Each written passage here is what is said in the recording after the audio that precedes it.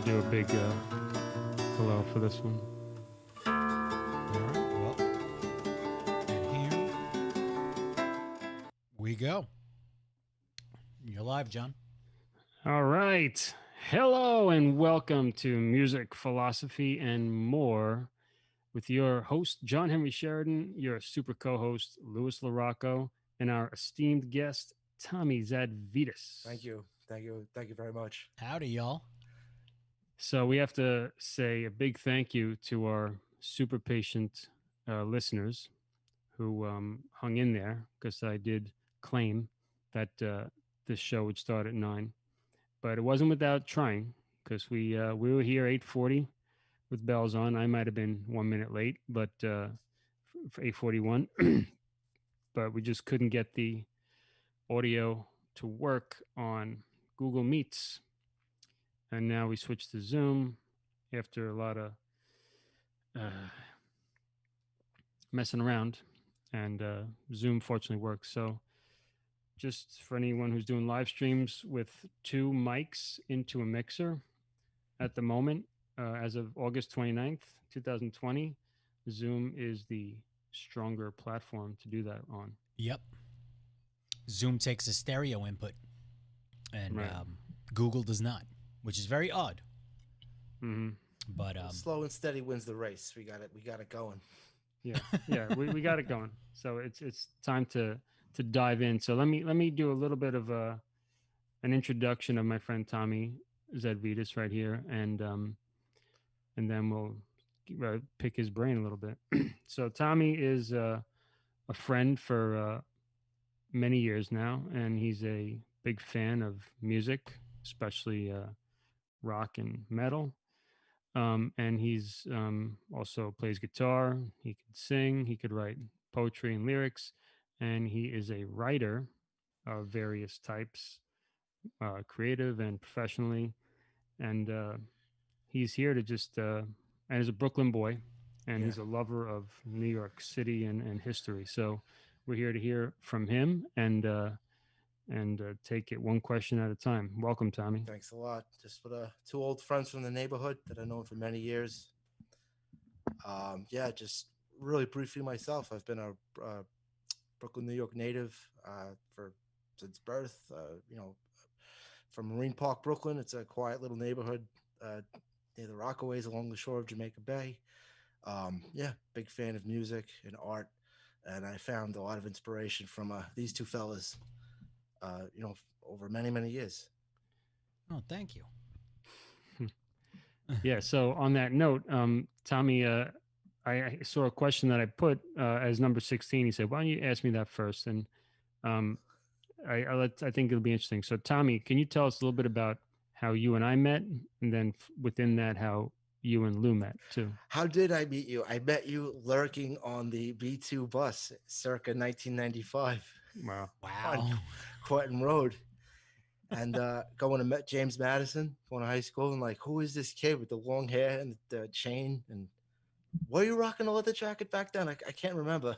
No, I didn't actually own a leather jacket until level 6 around 2003. Right. Okay. Yeah. Or Just 4. and like I would see you getting on the bus at the same place, or since you're behind me. So I was in 10th grade and you were in 9th grade. Yeah. Mm-hmm. So like, oh, he must be one of those metal kids with the long hair. And we Mhm. Eventually just like mutual friends, like people that we both know. Like Marine Park is a very close knit, small neighborhood, so a lot of people sort of cross paths. And I guess Lou, I think the first time I saw you was at Ace London. You guys were practicing. I think it was it Nystaria or Jack Frost? I think it was Nystaria actually. Did You we were jamming rehearse out on to Quentin that time? what's up? I'm asking John if we rehearsed on Quentin that time. Oh, wait, you said Nystaria. Yeah. That was at Joe Fizz's house, I think, most of the time. I don't know. It was the first time I saw you was at Ace London, and you were jamming to I think Lost Hope. This is post Mike Palmieri? No, I think so. It's like 96-ish, 97. Wow. Yeah. It's a long time. 20 over 20 years. Oh God. Yeah, we do this with everybody on the show, and every time it's like just as depressing. We're like, oh God, like this is It's numerous been decades. a long time. It's too long. Yeah. um Hmm. yeah, and then like how did like our relationship kind of evolved? I think you went to Brooklyn College. Lou, I think you like when you had Jack Frost going with Mhm. Justin, Mike Baker, then I kind of started like lurking around the studio and going to the shows with you guys. And then John, went to Brooklyn College, and we kind of were like in the same circles. We knew a lot of the same people in the neighborhood, Mm-hmm. and then how we really connected was level 6. And then no, we need some help with um the press material, Street writing, team what have you. stuff. Yeah, and then what was it that I think we talked about this story the other day. Oh, when I started taking guitar lessons circa 2003. Oh, why don't you come to a Halloween party I'm throwing? I show up at the party and he's like, Oh, no. kind of, 3 sheets to the wind, yeah, like, maybe 4. yeah, Uh-huh. passed out in the other room, Oh man. just a little too inebriated. Was that Yeah. was that a level 6 Halloween party? That was, I think the band was starting to get, you guys were starting that project. Uh-oh. Yeah, when that I was the showed up. very beginning, and Yeah. that's when I basically just kind of got to know Tommy as a friend. Yeah. I remember. It's so weird because it was always like we always should have been friends for so long. Mhm. We had always encountered each other. I'd seen you in the halls in Madison, and like we knew the same people, and yeah, we just didn't like kind of like two ships in the night. Yeah. The expression Mhm. you might want to use. We did. I don't know. It just but when I look back on it, I kind of feel like we kind of clicked when we were meant to. Yeah. Right.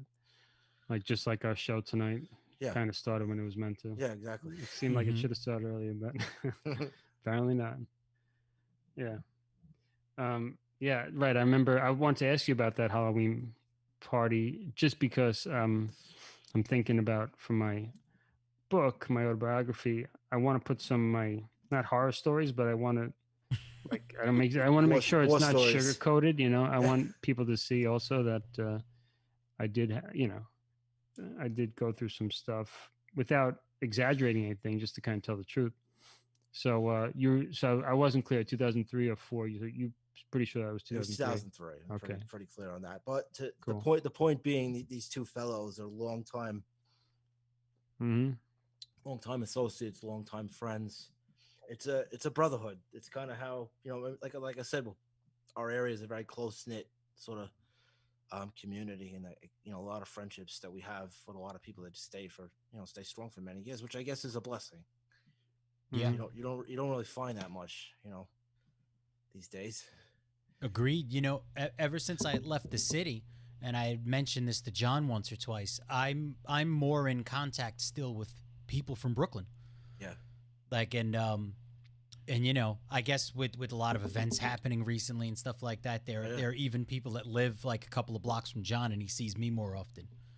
Yeah. Doing this. Yeah, it's you never know how life is gonna bring you closer to certain people or less close to others at different times. Because I remember because Lou was saying how he doesn't miss Brooklyn at all except for the people. And I understand what he means. But my memory was like, hey, I lived in out of the country for a couple of years, and I had this feeling like, man, I miss everybody, and then Yep. I'd move back, and and whatever I thought was here waiting for me was not. There were people, but it was just the energy was so the same. I was so evolved that I couldn't click in. Whatever world I thought I would return to was gone. I mean, like you know. I have not left. I've been living in basically the same area my entire life. The neighborhood. I mean, the whole entire city has changed a lot. I would say, especially in the last 20 years. The demographics, the dynamics of um, the people. It changed, but New York is always like that. New York has been shifting like that for hundreds of years. Yeah. But the amazing thing is when you have bonds with people that Yes. you don't see them for 5 years. Like there are some people you won't see them for 2 weeks, and Right. you kind of feel like you haven't seen them in 2 weeks, and then there are others that you won't talk to for 6 years, but the second you talk again, it's almost as if nothing passed. Oh, that was like you the other night when we were Yeah. planning this. We had this discussion. Like, how does this work? Oh, hey, what's going on? I haven't talked to you in 8 years. Like, oh, it felt like oh, I'd seen you yesterday. Yeah, because there's that comfortability. Like you get to know Yes. somebody on such a level that it's kind of like Yeah. we didn't really skip time. We just there were things that we had to do, but then there are others that you realize the acquaintance that it actually is what I was about to say, acquaintanceship, or an Mhm. acquaintance that you don't see them for 2 years and you kind of like you're trying to look for things to talk about because Yeah. you don't have the same kind of bond. Yeah. Hmm. Sure. Yeah. So speaking of bonds, let's shout out to some of the people who joined the watch party. Hey, Chris Bonica, what's up? Thanks for joining. Tom Scuderi, Going thank on, you for Chris? joining. Deanna Giordano, thank you as always. So if you guys have any questions as we go, any insights, any comments on what we're talking about, please chime in. Tom Scuderi says, hi, John, Tommy, and Lewis. Hello. So I want to start us off on a super positive note, if that's okay. Sure. Um, Lou looks a little nervous about that, but We do we'll be not like fine. positivity here. I mean, look at Tommy's shirt. Oh yeah, typo negative. I had to wear Yeah. this for the occasion. When he came, I saw it when he came to the door. I laughed. I saw that. There are none more negative. Yeah, but Nope. I'm willing to talk about typo if you guys want. Anyway, Got to that. so this is a Buddhist quote that I just thought was pretty interesting, and it has to do with what we're talking about. It has to do with the spirit of dialogue, which is so in addition to having gratitude to one's parents, the Daishonin, the person who began this Buddhism, talks about the importance of showing courtesy and appreciation to others, saying, now this was written, this guy wrote this in the year 12 in the 1200s, in the 13th century. He says, treating one's friends with courtesy means that although one may encounter them 10 or 20 times in the course of a single day, one greets them courteously as though they had traveled 1,000 or 2,000 miles to see one, never showing them indifference. What do you guys think about that? That's That actually kind of has some relevance to what we were just talking about. yeah. Mm-hmm. Yeah. Yeah, true. Now I have to think of an inspirational quote to top that. One will come later, eventually. We don't have to top each other at the time. We have to Right. compliment each Come other. on, okay. All right. So back to oh, cool. So Chris Bonica says, "Hey guys, I'm enjoying the history." Yeah, thanks, Chris. Thanks for joining. And if anything pops up, feel free to chime in. Yeah, there's going to be a lot more history coming up. That was just the Yeah. tip of the iceberg. That's very true. So, Tommy, what was it that got you into enjoying music in the first place? Okay. I took notes for this. As I said, John gave me homework. Just reviewing my thoughts here. I guess. Well, okay, born the end of the '70s, so I was an '80s kid growing up. Like Madonna, Michael Jackson, Cyndi Lauper. Like I remember all like the '80s pop tracks. As a child, like at being at like a cousin's christening and like hiding under the table as like a 3-year-old, and um yeah, just like hearing those songs on the radio. And then like I remember I had a you know boombox that I used to tape songs off of when I was a little kid. And then um so in terms of like the like harder bands like Bon Jovi, that was a big band that like me and my cousins were into. I think that was the first tape I ever acquired was Slippery When Wet that I remember buying in the Sam Goody in Kings Plaza many years ago, 1987. Really? You got it in 1987? Yeah, I still have the tape, or 86, Wow. 87, whenever it came out. Yeah. Nice. Yeah, like Hmm. a friend of mine who lived childhood friend that long since moved away. His older brother was a Guns N' Roses fan, so I was kind of exposed. Like Welcome to the Jungle, Paradise City, Sweet Child of Mine. Um, Another band, the band America, like Horse with No Name, the Hmm. song "You Could Do Magic." I used to sit and like dance in the kitchen when I was like 2, 3 years old, Wow. hearing that on the radio. And then yeah, one memory I have that's pretty strong about Guns N' Roses. It was the prom in 5th grade in the gym in PS 207, Wow. which is like the local elementary school, and like dance it like being 10 years old, like okay, we're big kids now. We get to go to junior high school.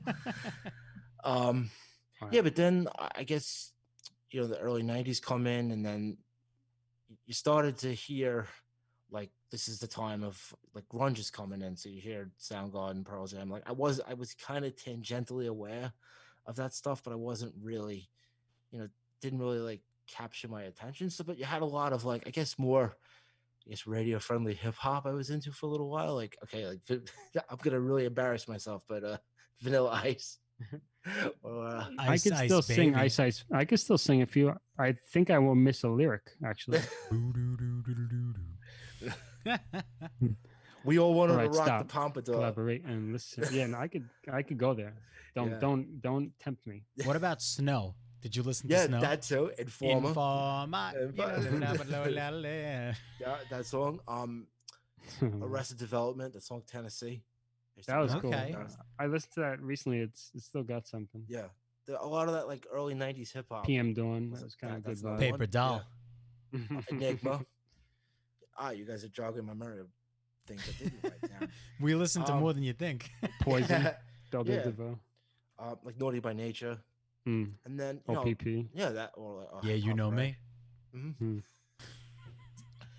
Yeah, and then how did my yeah, continuing on now, I guess now we're in 95, 96.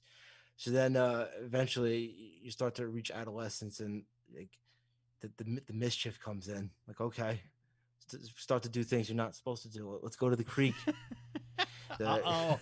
down down onto the flat rocks, Garrettson Creek, which is the remnant of an old it's a um, was an old location of an old Indian burial ground. It's part of Marine Park. But back in those times, it was kind of just like a dump, burned Mm. out cars, and Oh yeah. big concrete slabs. A really good place for teenage mischief, like Teenage Wasteland, and then these eerie songs. What what are we listening to? Oh, this so put on Welcome Home Sanitarium. What? I don't know what Hmm. that is. Or Sure. the thing that should not be. Now, like this was Metallica, like Master of Puppets, and I wasn't. I was kind of. I actually did not get into this at first. It was too loud, too noisy.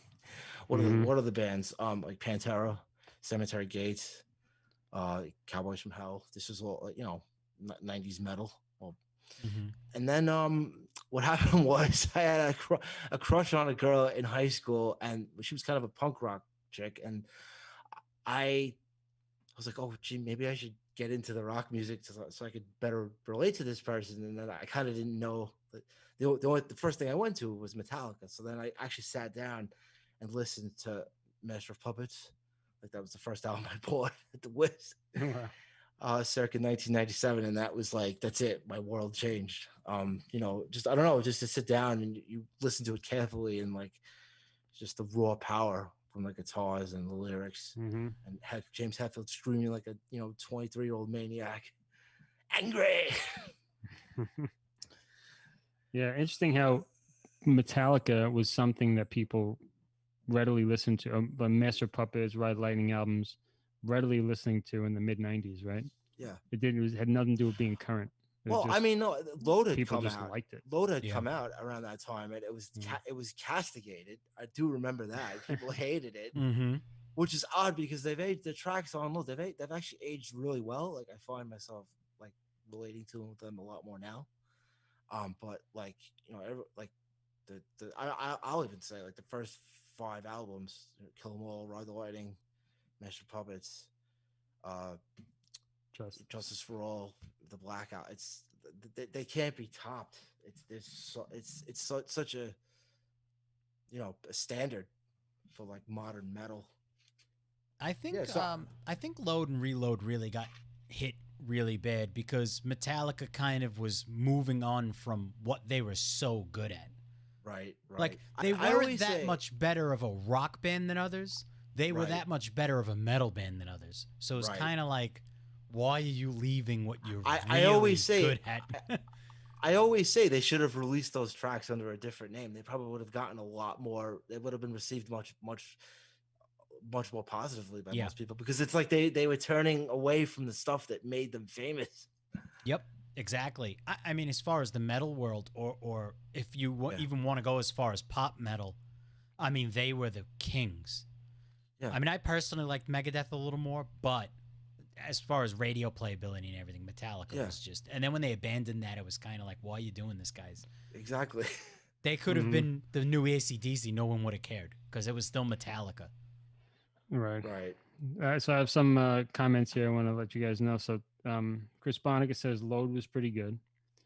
Yeah, I would put it my comment about that. Load was pretty good. I'm not a big fan of it, but personally. But Tom Scuderi says, Tommy, do you like rock bands of the 1980s like Duran Duran, U2, We'll get REM, NXS, Tears for Fears? I got into that a little later when I was like a little older because I started going to a lot of like goth new wave type of clubs Mm-hmm. when I was in college, and that's a lot of the stuff that they played, like The Cure, like Susie and the Banshees, or like Right. um Mm-hmm. Duran, Depeche Mode, you So know. yeah, you do like So those yeah, bands, but later on. um, yeah, and then like, what other bands I got into? I went to uh.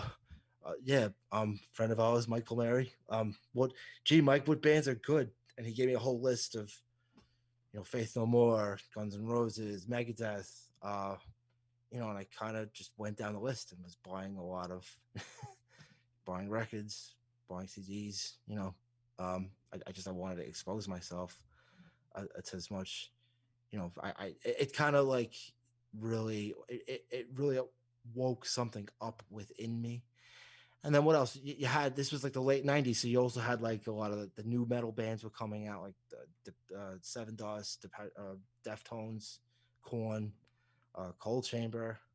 So I remember one time I had this was when like people started like internet chatting AOL. So like girl I was chatting with like, okay, what bands are good from like that were playing at Ozfest that year, like '97, '98. So she'd give me a whole list of like Limp Bizkit, Cold Chamber, all those like new metal bands that were kind of popular in like the late '90s. So I kind of Mm-hmm. like I delved into that a little bit. Okay. Okay. Yeah, Cold Chamber. Yeah. That reminds me of Boiler Room. I thought of Boiler Room the other day. Yeah, they were the Uh, same genre, Trapped. yeah. same Yeah. time frame. Yeah. Can't remember at all what they sound like. Did either of you guys listen to Candiria? Yeah. Mm-hmm. Yeah. That was Brooklyn hardcore. And Mm-hmm. while we're on the subject of like local Brooklyn bands, I mean Type of Negative. Mm-hmm. That was like When did you first get into typo? I would like probably late '90s, like '96. Somebody from the neighborhood had it in their room, and I remember seeing it. Black number one. Everyone always played that on the guitar Mm-hmm. Oh all the yeah. time. And then Yeah. you always knew when Pete was out practicing at the studio I can see on his Clinton car. Road, the Beast. Yeah, the black car. Yeah, Yeah. those were some times. I feel like we're really, really fortunate because Yeah, I remember learning of those guys on 104.3, not even from the neighborhood. yeah, And Mhm. they were easily in my top 10 even before I realized that they were from Brooklyn. they had And such a then signature sound, Mhm. and they were just great songwriters. Nobody ever sounded like them, still doesn't. No, no, Yeah. No. Yeah. Yeah. Similar. I remember liking typo, and then like getting that bonus like they're a Brooklyn band. Like, oh great. yeah, Like Mm-hmm. there's a chance we could actually run into them. Oh yeah. cool. So it was like them, Life of Agony. What else? Biohazard's another local band that kind of got very big. Hmm. Yeah. Tommy, so it's fair to say you started listening to music kind of seriously around the age of 17, Yeah, something like that. that's accurate. Okay. Yeah. All right. Interesting time. So how would you describe influence that music has had on your life? Go to my list here. I would say gave me a very strong sense of belonging.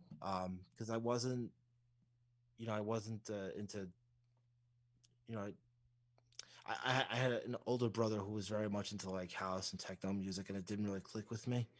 Um, but it's kind of like that was the subculture I was able to like declare my allegiance to.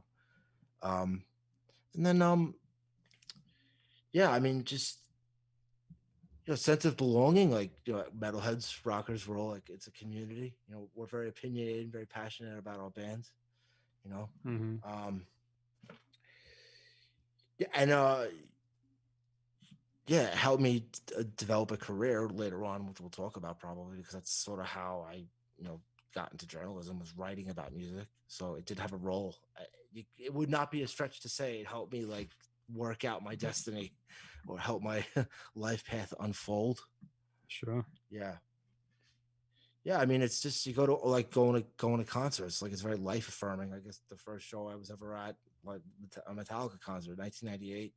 It was one of the tour for Reload, um, and going to shows at like Roseland, um, Hammerstein Ballroom, small places, CBGBs or like Lemoore, the second stage of it. Just like the power, like when you're at a rock concert with like a couple hundred people or thousands of people that are like just into the music, just as you are.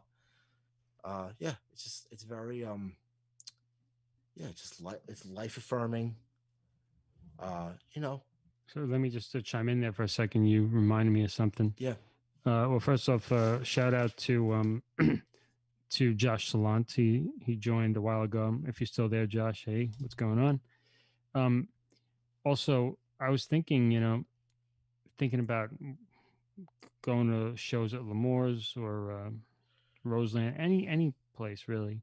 The excitement was palpable, and sometimes it was like kind of a weird energy. I didn't like it, but it was still very much an experience. And do you remember, like, of course you guys do, but going to a show and the experience was about what you were going to see, the people there, the friends you may be with who are trying to meet there or something, and nobody was on their phone Yep. because no, there I wasn't any. I just was Or, I thinking mean, it that. existed, but it was just nothing. You were really in that scene and I cared about what other people thought. And there was a lot you cared about human beings that have flesh I in front of actually you. one of the craziest concerts I was ever at. It was the first time I was at Roseland. I went to see Hull, Courtney Love's band. um, yeah, it was pretty wild. Wow. I will not. I never. I did not expect 15-year-old girls to go like just first time in a mosh pit was at that show.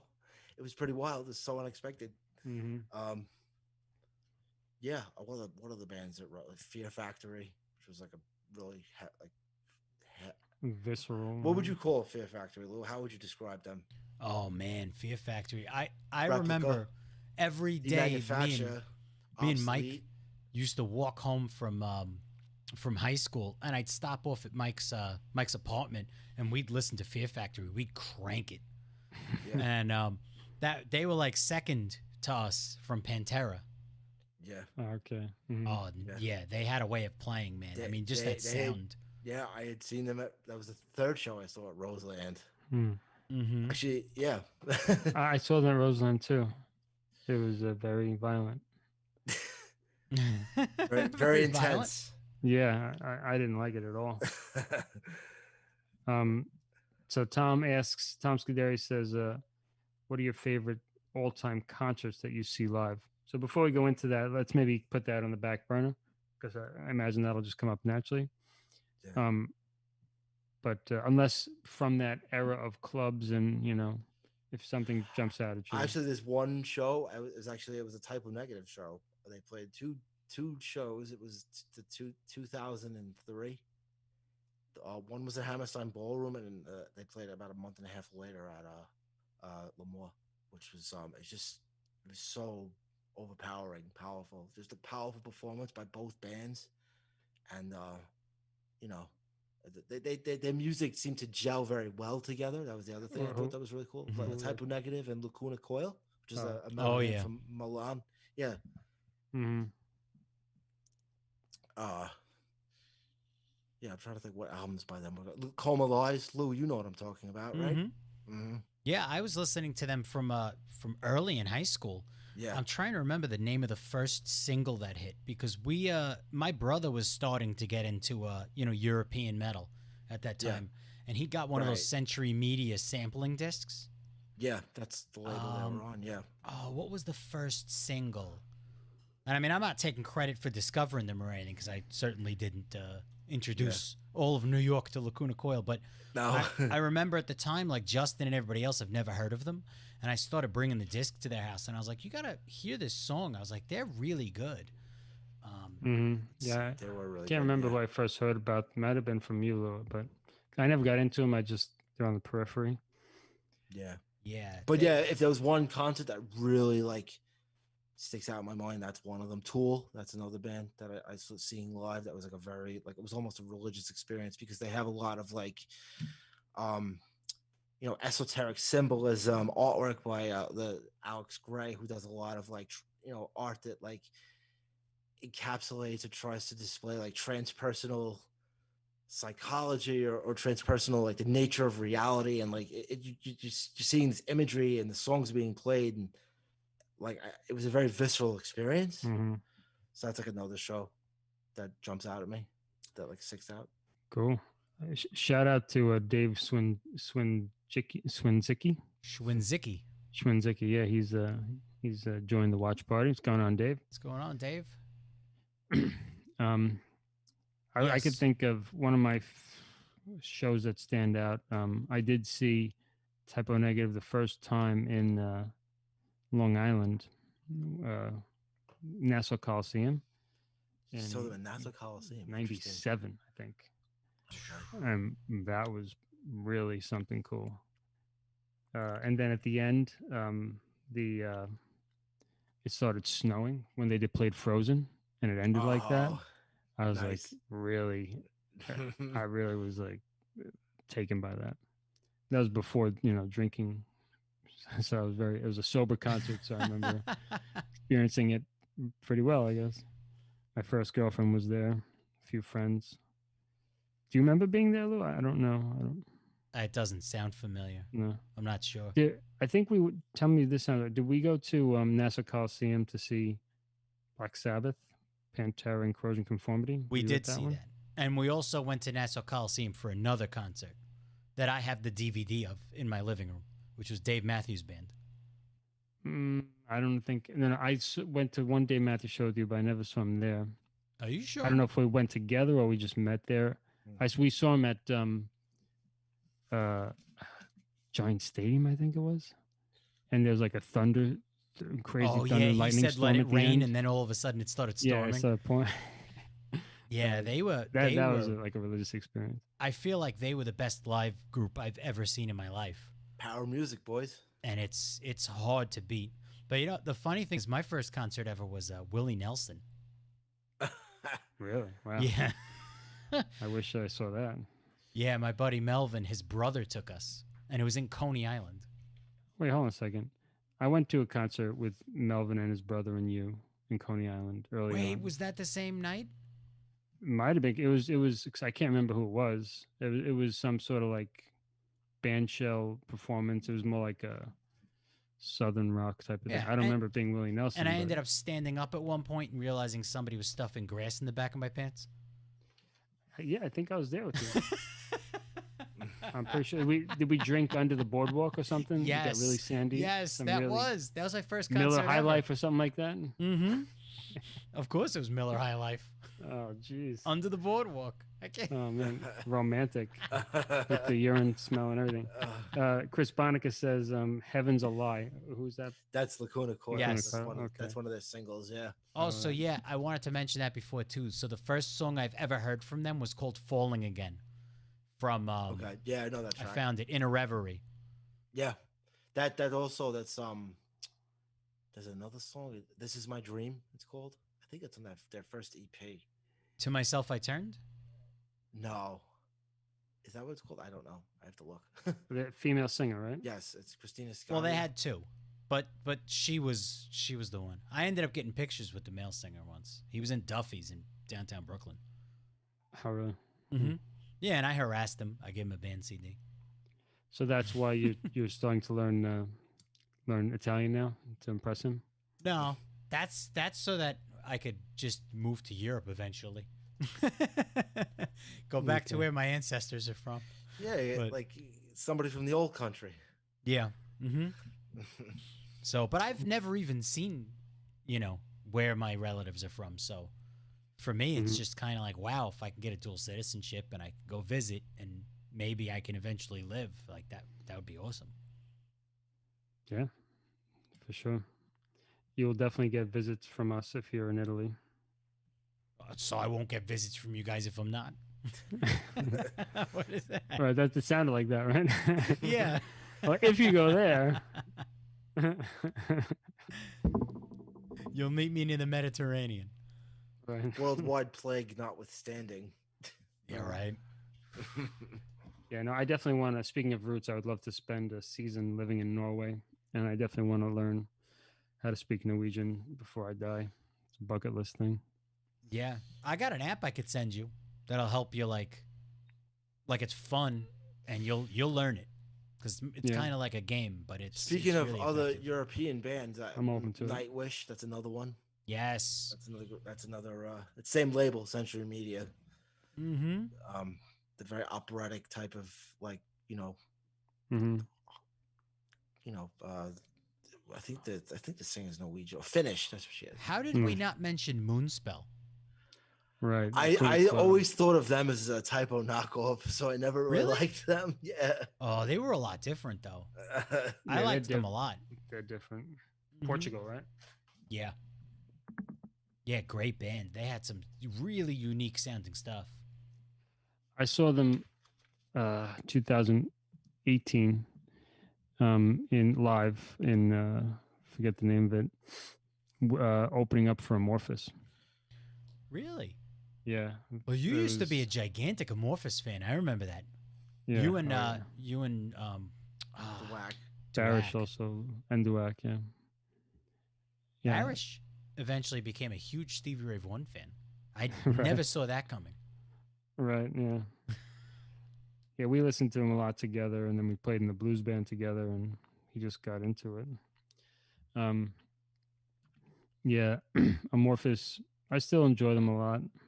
Seeing him, that show was really great, but Actually, Yeah, like it's not the same. shows that I found very moving. Another one is I had the chance to see Alice in Chains in it was 2013 in New Jersey, but it was the first time because that was always one band. I guess the tone of their music it is very dark and miserable, but like there's the track Nutshell or the Yeah. album Dirt, or like certain songs of Facelift, like the what We Die Young. It's blanking. What's the third track, Lou? Bleed the Freak. That's it. There you go. Yeah. Please stand for me. Yeah. Mm-hmm. Just the harmonies between Cantrell and Lane Staley. We don't have music artists that feel what they write the way we did back then.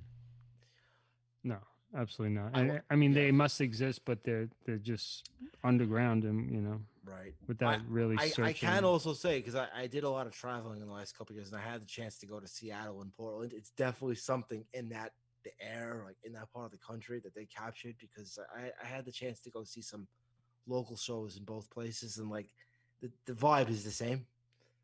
So it's like I don't know, it's like they're bearing something of the spirit of like the Pacific Northwest. Yeah, Right. When you're there, you definitely. could feel it in the air. Yeah, kind of. you can. But yeah, that like just to see. I never had the chance to see them with Lane Staley because he was out of the band by like 1996. I do remember the day that, like, they found him. Like, it man. just because it was like 2003 ish. And like I was very into the music by that point, and like one of the great singers, one of the great frontmen of like the early mid 90s, and taken down by some really bad habits. But still, So he was already way long out of the band by the time he died. right? Yeah, he was kind of like living as a recluse by that point. Oh, And just like Well, But he they was found- sick for a long time, and they never said anything about it. Right. And then he was a recluse as well. So supposedly from what the story went was that they hadn't heard from him for weeks, but occasionally he'd pop back in until Yeah. finally he didn't pop back in. Right. And then they Right. went to check on him, and he had been passed for quite a while by the time they found him. He expired. Yeah. So he when he would go see them, he was just hanging out. He wasn't in the band anymore. No, he was still in it, I think, but they really weren't playing a lot because They- they all knew he was sick. Right. They did record one track in like 1998. That song, what was that track? You might know. That was like getting a lot of radio play in the time. Let me see. Born Again. And Get Born Again. So that Do was you remember that song? No, it's coming up though. Yeah. Get born again. Sat suffering. I knew him when fair weather friends Yeah. of mine. Ooh. Yeah. His lyrics were really. They were deep. They were dark and deep, and they were recording, and there was like talk that they might reunite at that point, but it didn't happen. But they found Robert Duvall, the new singer, who's kind of like he fits with their sound currently.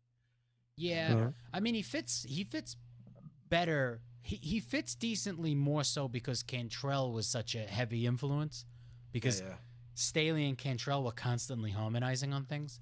Yes. So I think like I don't know if he sounds like Cantrell as I mean he sounds as much like Laney, Staley. Right. Oh my god, as Right. much as they can pair well. Right. My point being, he's a good fit for them now, and like I had the chance to go see them, and it was a very like, just a very powerful experience because it was a band that really like when I started to really figure myself out as a person. Mm-hmm. That was one band I was like very very into, and I had the chance finally to see them live. That must have been cool. It was cool. It was.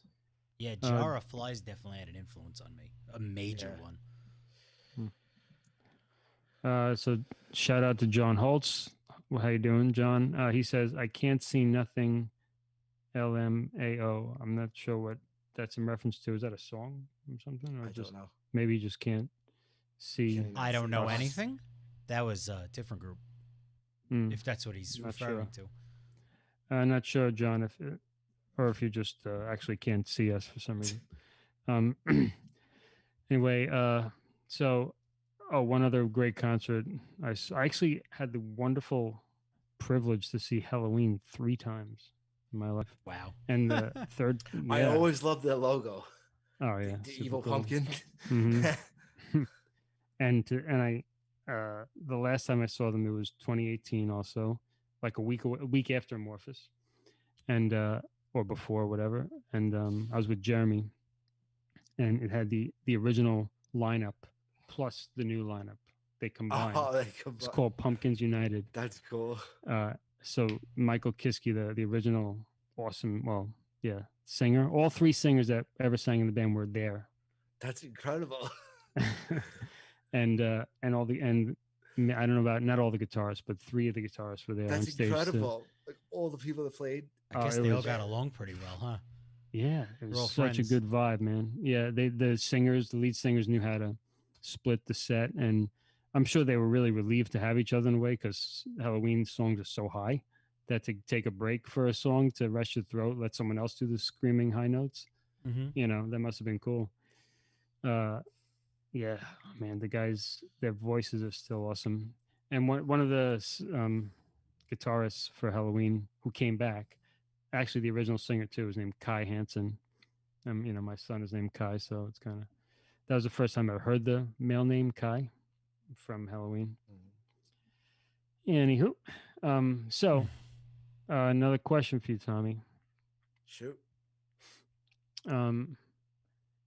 How has music, if this is too similar to the other question, we'll move on. How has music affected your relationship with the world at large? No, I sat and thought about this one too. Yeah, it helped me launch a career. That's definitely a big one. And just helped me find,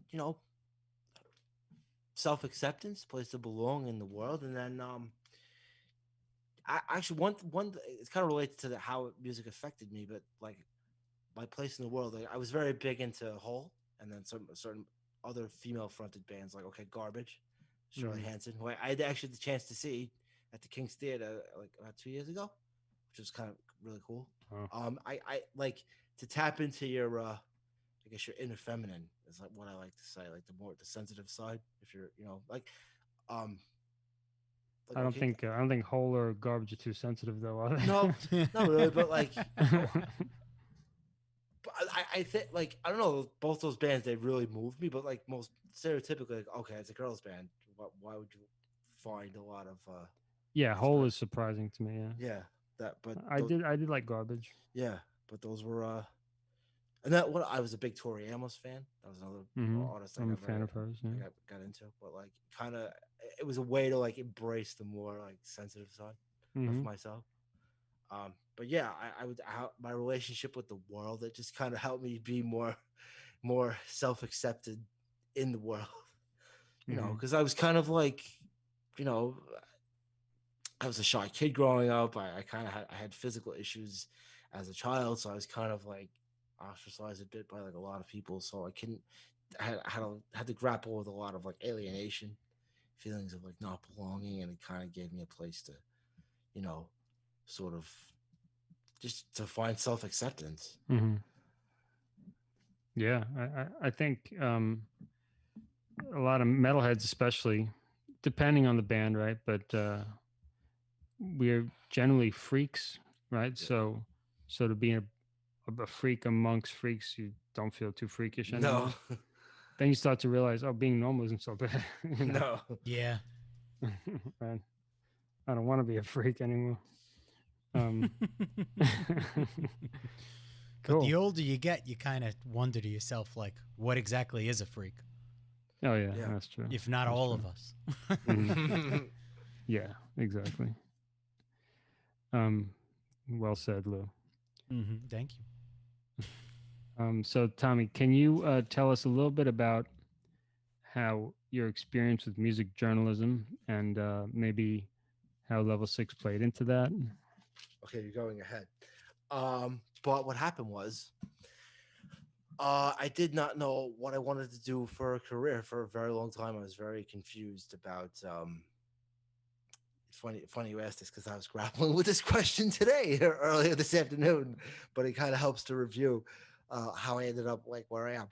Um, yeah, I didn't know what happened was I was in a speech class the last term in Brooklyn College, and we had to choose to. It was a public speaking course, and we had to choose what just to we just pick something to inform the class about. And I was like, I want to do something about music, about metal. And then somebody, I forget how the idea came to me, but like, um, yeah, I decided to do a song analysis, and I decided to do an analysis of Fade to Black. Metallica. So then I told the whole story behind like what's they were recording Ride the like were they recording Ride the Lightning or they were touring in Europe and like they had all their gear stolen and James Hetfield went into like this black depression Hmm. and What? that's kind of what inspired. So then I had taken some music theory classes, so I talked about like the inspiration for the lyrics and then like the actual chord progressions and what chords they were using and like how the clean guitar picking and then just switching to the distortion and um yeah that's kind of how like the idea of trying to do something professionally with music started and then like okay I want to try to be a music journalist. That was the scheme that I had to then all right I had a very like inspirational journalism teacher and I said this is what I want to do. I was like all right well do it. Yeah, an old Italian fellow from the Bronx, and he started his journalism career as a copy boy, I think, at the New York Post in the 1960s. But he kind of came from like our background in a way, So you you were know, able to relate Mm-hmm. with him. and like if the idea was if you got a dream, then run after it, go for it. So I started taking journalism courses, and then I was preparing to go to graduate school for journalism, and that's kind of when I guess you guys were starting with level 6 and you guys needed a um, you had to have written content for your press material. So that's how I got enlisted. And then at the same time, like when I started doing my graduate work, I was doing I started writing about other local bands. So the band called Inborn, just kind of like heavy, another female fronted band, gothic rock, and then like the band called Silent Fate that was like very influenced by, I guess, like Faith No More, Alice in Chains, um, Just One Chance. That was another like I think it was like Andrew Girton. Yeah. Was Chris Chris Bonica Bonica was in the in there. band Yep. too? Yeah. I forget. A bunch of like people that we knew. Um, yeah, another group called After Dark. You guys. So it's kind of like I had a musical community of like local You had musicians to plenty of be test around. subjects. Yes, exactly. Mm-hmm. And it was also really good as a writer to be around like a bunch of artists and performers. And then at the time, I had done a profile in one of my courses about CBGBs, the whole history of like how it was a New York like institution, and I had written about like the growth of punk rock and like Debbie Harry, and I think that was one of the moments in my life where I was like truly cool. I managed to get an interview with Hilly Crystal. He had died like a year later when the club was sold, but like he remembered stuff like talking about like Dee Ramone playing, or the Ramones playing, or them not being able to play, but yet making music anyway. But he didn't remember like 2 days ago when I scheduled the interview. Oh my God. Yeah, it was such a trip, man. How do you feel everything's changed About what? in How so? like just the scene in New York? Um, what's interesting, you see a lot of like independent musicians now because there are so many more platforms. First of all, everybody's migrated to Brooklyn. It's gone to like it was Williamsburg, then it was Bushwick, now it's out in Queens and like Ridgewood. Mm-hmm. That's one interesting thing, how like it's migrated out of the city. But I guess now there's so many like independent performers that have their own platforms to get their music out, Right. which is kind of interesting. Yeah, yeah, definitely has. You know, it's funny. Like on the surface, it seems like there's not much of a music scene at all over there. But I do a No, lot of it's there. mastering I've work, been and it's around. there. It does exist. I've been around. I've seen shows. So, I'm sorry, I'm listening the whole time. I'm just a little trying to figure out the puzzle of, yeah, Lou, we had this issue one more time that somebody was joining and it's saying it's just private, they can't watch. Really? But Oh. yeah, I don't know if it's on my end, but this is a friend of mine, so I don't know. My other friends are joining, so I didn't specifically block anybody. Okay. Let me. I always set it so that everybody can watch, but I don't understand why it keeps doing this. I'll drop the YouTube link in your on your page. Mm-hmm. It seems to be an easier way to go a lot of the time because everybody can watch YouTube, but for some reason Facebook, like I think what's happening is because it's coming from my personal one and it's not coming from the public page. Mm-hmm. Yeah. I think that's the real obstacle, but the program that I use doesn't allow me to do it from the public page if I multi-stream. Mm-hmm. So I could put it on my public one, but then I can't do Twitch and Twitch, Facebook, and YouTube at the same time. So it kind of like plays this little game with me. Mm-hmm. And your private pages has those settings, default settings to I only. opened it up the last time, but Mhm. yeah, you know, like Facebook seems to have a lot of the same options in like 100 different spots. So it's very difficult Twitch to kind of change everything. You know what I mean? Okay. Here, I'm gonna. Yeah, sorry guys. Thanks for your patience. Thanks for those who were um, trying to watch. And yeah, this is doing this interview series has been for me. Um, it's I look back and as I'm going through all my archives, my old bands, I realize it's very similar to just starting a rock band because you have no idea how um, raw you're going to sound in the early phases. And I didn't want to deal with those growing pains again, but I know that the only way I'm going to get really good is by just going through these unexpected things that nobody wants to volunteer for. So, and I, you know, this is no way around it. In other words, so I feel like we're in like high school rock band again, just like figuring things out as we go. You know.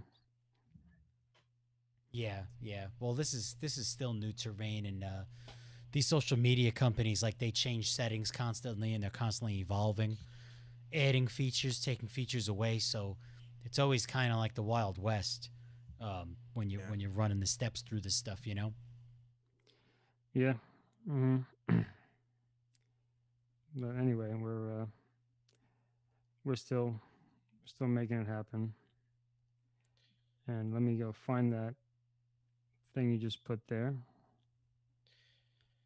Okay, so where did we leave off, Tommy? Actually, you're talking about my music writing career. I Right. actually did Mm-hmm. have the opportunity to write about, like, I ended up in financial reporting, covering merger, like, heavy, like, corporate development initiatives at two news services, and two of the stories that each I did one story each at each company. About one was about Chrysalis Records in like 2008. It was the label that had signed Blondie, which was like, which was why it had captured my attention. Like, why because I remember the name of the record company from when I was doing the CBGB's assignment. So it was kind of like about um sort of how the music industry had changed, because by that point it was like the old music business was like, it was dying.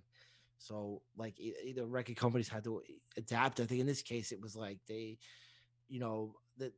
their catalog was still valuable, and they were trying to get sold to like a large one of the larger, I forget, it was a long time ago. And then the second story I did at my current job, it was kind of about um it was a company that I think Canada, I think it was in Quebec, I forget, I don't remember exactly where, but it was a company that did they used artificial intelligence technology to do like with the mastering process, to assist Mm-hmm. with like the mixing and mastering.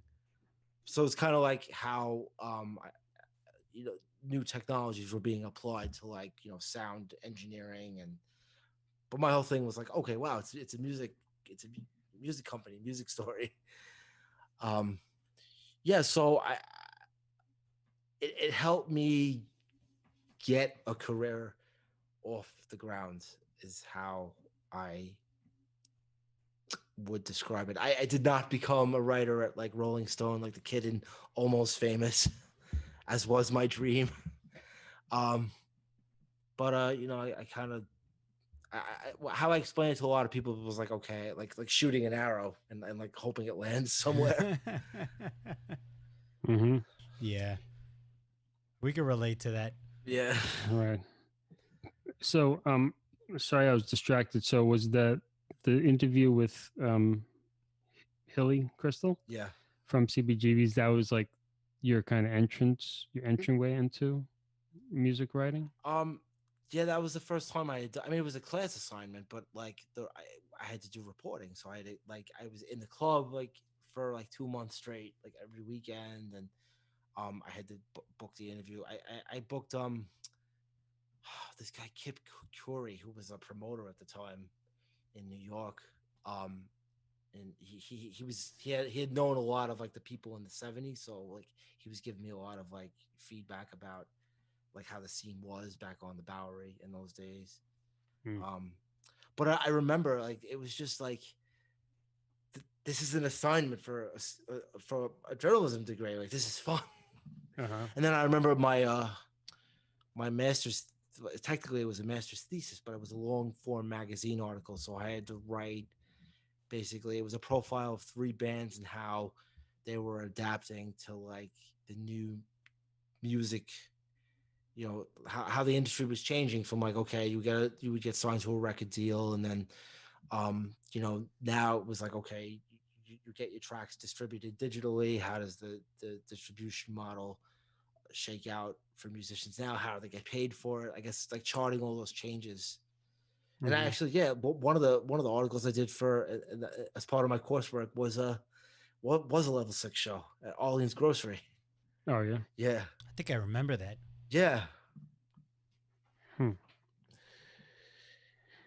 Orleans yeah. grocery. No, it was funny because we had to like what they tell you in magazine writing is like do a it's called like draw a reader in. So I think that month it was like I had a subscription to Rolling Stone and it was the anniversary of the Ed Sullivan show and the Beatles performance, which was like a seminal, that was a watershed moment. So then I compared like that moment to like, okay, here's a band in 2004 New York, the Lower East Side, Hmm.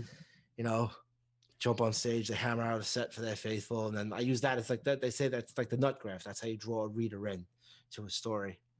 But yeah, Hmm. like how did, that's how I found my legs as a journalist was through that work. I think I remember you wrote articles on more than one show, but I I, remember the first I one being Orleans. yeah. That one. I did some work, like freelance work for like other bands. I was with this club Pianos. I was covering bands at for a little while. Trouble was that I never got paid for a lot of the work, so it wasn't like worth my time. Welcome to the music industry. Yeah, exactly. Right. Yeah. The only industry where they tell you to do it because you love it. Yeah. Being an artist, it takes cojones. It does. Mm-hmm. Yeah. I can't imagine how to be on the music journalism side and how to leverage your energy to get paid well for that. I don't know how. I can't Right, imagine how that works, but right.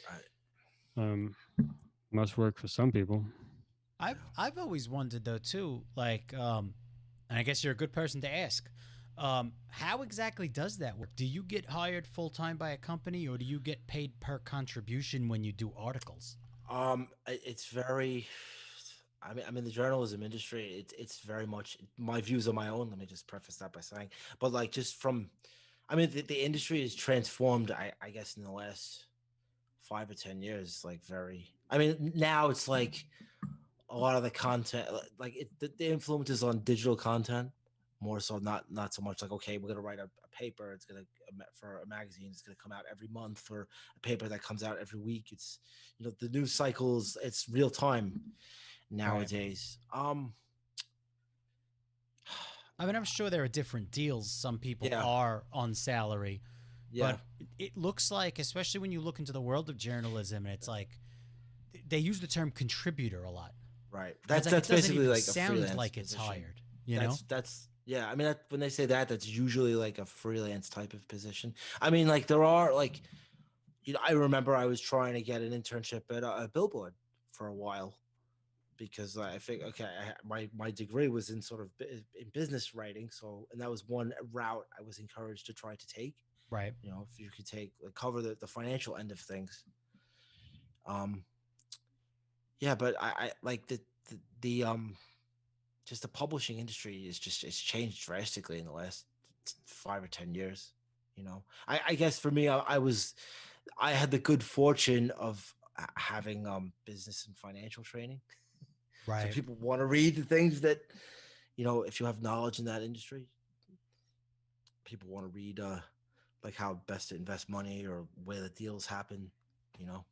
Like Okay. in the case of the mastering company I wrote about, it was like they were a new startup. They were looking for like investment capital. It's like, okay, here is this like new way of um you know new technology being applied to an old you know an older art form, as it were.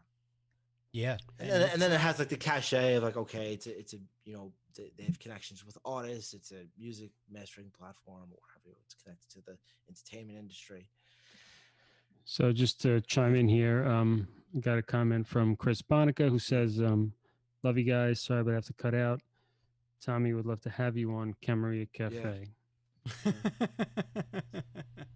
Plug in soon the enough. cafe, Soon Camarilla enough. Cafe." um, yeah, I'm still wondering about why some people can't join and some can, but uh, whatever. No point in crying over spilt latte Yeah. Oh my god. or spilt almond milk. I would cry over spilt latte. Though. I love a latte. Yeah. Um, yeah, just trying to get my mind clear. So, Tommy, my apologies for any lack of focus on my part. Um, yeah, so that was a mastering service, Yeah. electronic mastering service. What Yeah. year was that about? Because This was about a year and a half ago. okay, I was gonna say that sounds like new stuff. Yeah. That wouldn't be 2004 No, no, this was or recent. five or No, anything. this was recent. This was like Okay, I was just happy because I was able to write like the whole reason I got into journalism. I could actually do it in my professional life. yeah, because that's coming out. I've Yeah, seen these yeah. companies. I've tried. I've used one time. Okay, how do you find services like that just as a musician? Oh, well, I'm a CD Baby member. Okay, I that's my distributor, CD Baby, and okay, they have all sorts of cool offers. okay. One of the few. Uh, How do you think the music industry has changed in the last, let's say, 10 years? That 10 years. that you've been active as an artist? Let's say since like early Hmm. early 2000s to now. Well, um, I really think it's changed. Uh, it was the tale of two cities. It was the best of times, it was the worst of times. Yeah, yeah, yeah. That's right. Yeah, I think in some ways it's really the best it's ever been for being a fair playing field, Yeah. even though it's really not fair. But it it is there's potential to get your music to a wide audience, which I really love. That I could see the stats of who's listening to my music in Brazil, who's listening to my music in South Africa, and there are people that listen in various countries because I have a distributor that's global, CD Baby, and many distributors can do that. Uh-huh. But financially, I definitely can't pay my bills through my own music, and I don't put the effort into tour. I don't put the effort into sell merchandise or anything. So Right. it's no surprise. But at the same time, I'm having as an artist, it's satisfying to know that I have a reach, and that if I put in effort, I can reach more people. Uh, so without having to hire people, without having to Yeah. sign my life away. So I am completely happy with the way it's going. Hmm. I do think the traditional music industry of the record labels and that sort of the ones who offer the deals and sign people's sign you know sign people's life away or whatever you want to say. I think that's gotten even more and more disgusting, Right. um, and kind of cutthroat in the sense that I was teaching about music, pop music and stuff, and when I started teaching 50s, 60s, 70s, 80s, I felt okay. 90s, I started to feel a little weird. 2000s get queasy, and then 2010s teaching about anything in the mainstream was just lowered my vibe big time. Yeah. Just almost nothing redeeming, and I mean like poisonous. Like You mean like teaching people songs to play, like actually to perform them as no, opposed no. to I mean musicians in the artists, really entertainers. They're not really they're entertainers more than anything else. okay. In the mainstream right Okay. now, if you go and find the videos that have millions of views that are like current, Yeah, yeah. uh, they're all just like, in my opinion, designed to kind of dumb people down Mm. and distract people and basically kind of destroy young people's brains. I mean, I'm not talking about like Slayer or Fear Factory. You lose brain cells by headbanging or devil You can worshiping stuff. let's break Talking sounds by about hey, pop That hey. culture. Okay, right, falling but the no, wrong I'm way talking of about a like crowd surf. you know. I heard. I didn't hear the song. I just heard about it. I forget her name, but someone put out a song I about did read like some article not a few years ago. It was kind of like it was talking about like the actual structure of like a modern pop song. Like take something from like the 1960s versus something of like from now, like the actual construction melodically, and then like the beats and purple. It's like it is a more simplistic. It's not as complex. Yeah, kind of brain dead. Mhm. There's I Bubble. think I don't want to go too far off the deep Yeah. end, but Billie Eilish, does she have a song about not quaaludes, some sort of drug or something like that? If you could check out Lil real quick, what some of her recent hits. One of them sounds like some drug that she's kind of inadvertently promoting to Mhm. young people to do. See, I'm gonna look it up right now.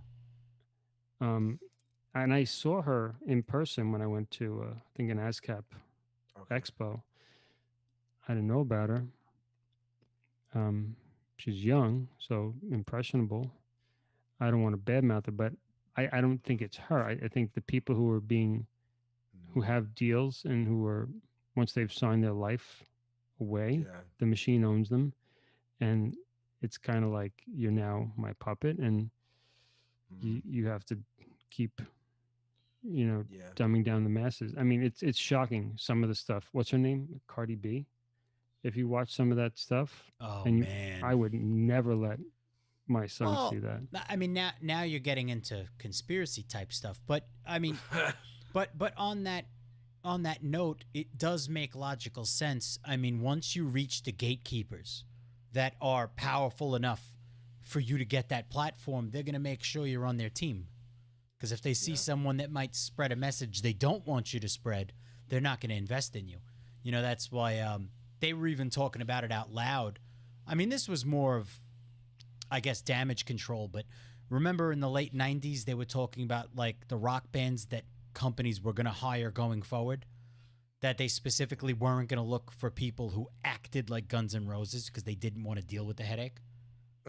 Like they were discussing just the professionalism of a lot of the acts and how much it weighed on them, how much it cost them when somebody didn't want to take the stage. You know, it would start riots sometimes. So Hmm. they would publicly start Yeah, that's the discussing like story of professionalism in music. The Guns N' Roses and Metallica concert in 1992 when Right. what was it, Yeah. James Well, Hetfield? that's certainly understandable Yeah. to not want to work with people who are.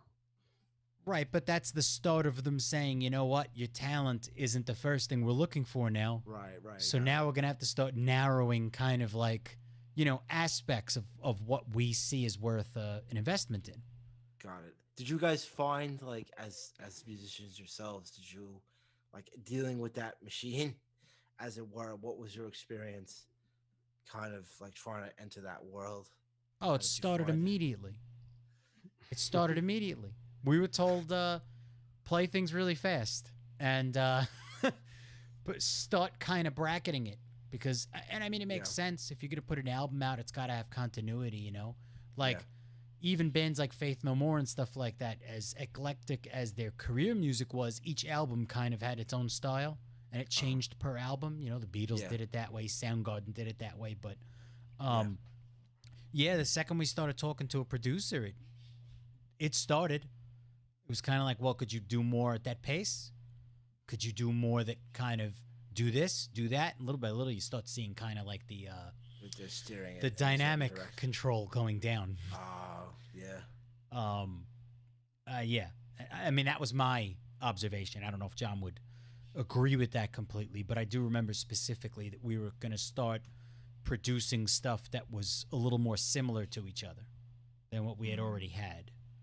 And it wasn't exactly our group decision, to say, hey, we want to write everything that sounds like Love is a Myth. Like, no, it was guided in that direction. But I don't think we went far enough to really get the real machine treatment. We just saw it from the outskirts. Mm. Yeah. Yeah. I think we got out um, early enough, meaning the band ended early enough that we didn't get sort of trapped in the machine. Yeah. But I saw the machine opening its robotic arms out to embrace us towards the end, and Opening its maw to yeah, oh, I swallow you. did because yeah, we were there was like a potential management contracts we were looking at and stuff, and so glad, personally glad, I never signed anything like that because oh god, Yeah, we would have been locked in, and if you don't listen, you get shelved. Because I know plenty of people who did get record deals, and they got shelved because they didn't do what the company wanted them to do. And a lot of Peter Steele's story was very much, um, because I'm kind of locked in with a lot of the family, so I knew a lot of things outside of what they were releasing in the press and stuff like that. But a lot of it had to do with the company wanting certain things and them not wanting certain things. But yeah, real quick, John. So I looked up the songs. I don't know if you're thinking of Cardi B's song "WAP," which I can't believe they put that out with that title. What is the controversy with that? Someone educate me on this. I mean, it's an abbreviation. It's a the song's not called WAP, but Right. you know what it is, right? No, I don't know. I heard about it and how ridiculous it is. Wet, ASSPUS, and you could finish the rest right there. Okay. That's what that stands for, and It's that's our pop hit. Okay. So, but the Billie Eilish songs were "Ocean Eyes," which was her first one. Mhm. Then "When the Party's Over," "All the Good Girls Go to Hell." It's nice. Nice. See, she's a young girl who is getting tons of attention, and she's singing stuff like that. Yeah, well, there's recently been. I mean, if you look up like YouTube compilations of a lot of the recent pop stars, there have been satanic scenes in almost every single Yikes. one of their videos across. That's what I'm saying. You're really getting into Camarilla territory right now. But and a lot of these young people are dying. These artists, they're going off the deep end. We've lost a lot. A lot of names I don't really know, but I've seen videos about how many have died, and it's despicable. What other Billie Eilish songs? so the other two that she had were "Bury a Friend," and her biggest hit was "Bad Guy." Dang it. I'm the bad guy. Mhm. Duh. Oh, maybe it wasn't the name of the song. Maybe it was in a song about what's a common drug people are taking these days. There are a few.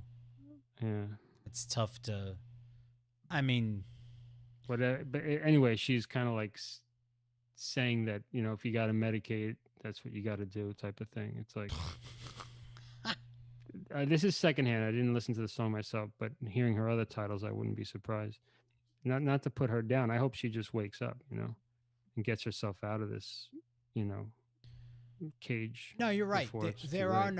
are no positive themed pop culture people right now. Every single thing is some type of it's on the dark end, or it's about sex, or it's about, and it's not written from a distance, kind of like weaved into the lyrics, where it's like you really got to read it to look into what they're talking about. No, they say it right at you. Yeah, Wow. it's hideous. That's the band Fun. The song "Tonight." Yeah. right, We are young, so we set the world on fire. Yeah, so if it's young, you're gonna set the world on fire. I mean, Right in the what the hell? I know it. Okay, I know. I don't want to sound like an old fogey, but the whole video is like them I mean, Megadeth had a Throwing- whole album throwing set the world afire. furniture, but they didn't make it on popular radio, right. and they didn't have a handsome guy singing, That's making you feel like this is like a respectable person who are our Dave children are Mustaine was a supposed to maniac. copy. We know that. Yeah, Yeah, he's a maniac singing a crazy song. We get it. And he's, you if you like him, you kind of like him on purpose to piss people off. But Hello, me. some of these pop things are like, or like what, Imagine Dragons, Radioactive. Like that's supposed to be cool. Welcome to the new world, the new radioactive world. That's cool. No, that's bad. Yeah, I know That's what you toxic. mean. Like That's not good. when we were growing up, we were going against the grain, or at least we thought we were, and the music wasn't allowed on the radio, and people called it Satan music. But That's true. now Lady Gaga can literally make a video with devil horns, and But that's not original. I mean, Slayer was doing that. Right, yes, but what 1983. John's saying is it's catapulted to the masses, Right. and it's God, like I understand. it's influencing the popular culture. When Slayer was not allowed, it was Beavis and Butthead was the closest to pop culture they allowed any of those bands, Yeah. and they really made you look like an idiot.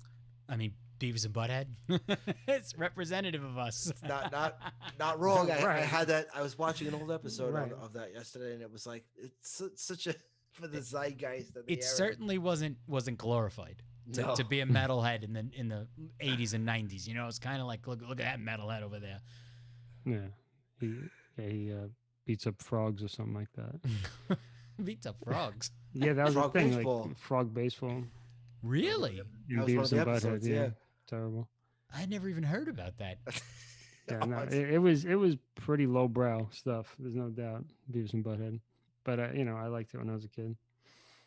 Yeah, I mean, I didn't want to go on a fair. rant about, but actually, you did ask me, and no, I think it's got to crash hard. It's got to crash hard the music business, and it's going to grab like that's why 360 deals started because you know yeah.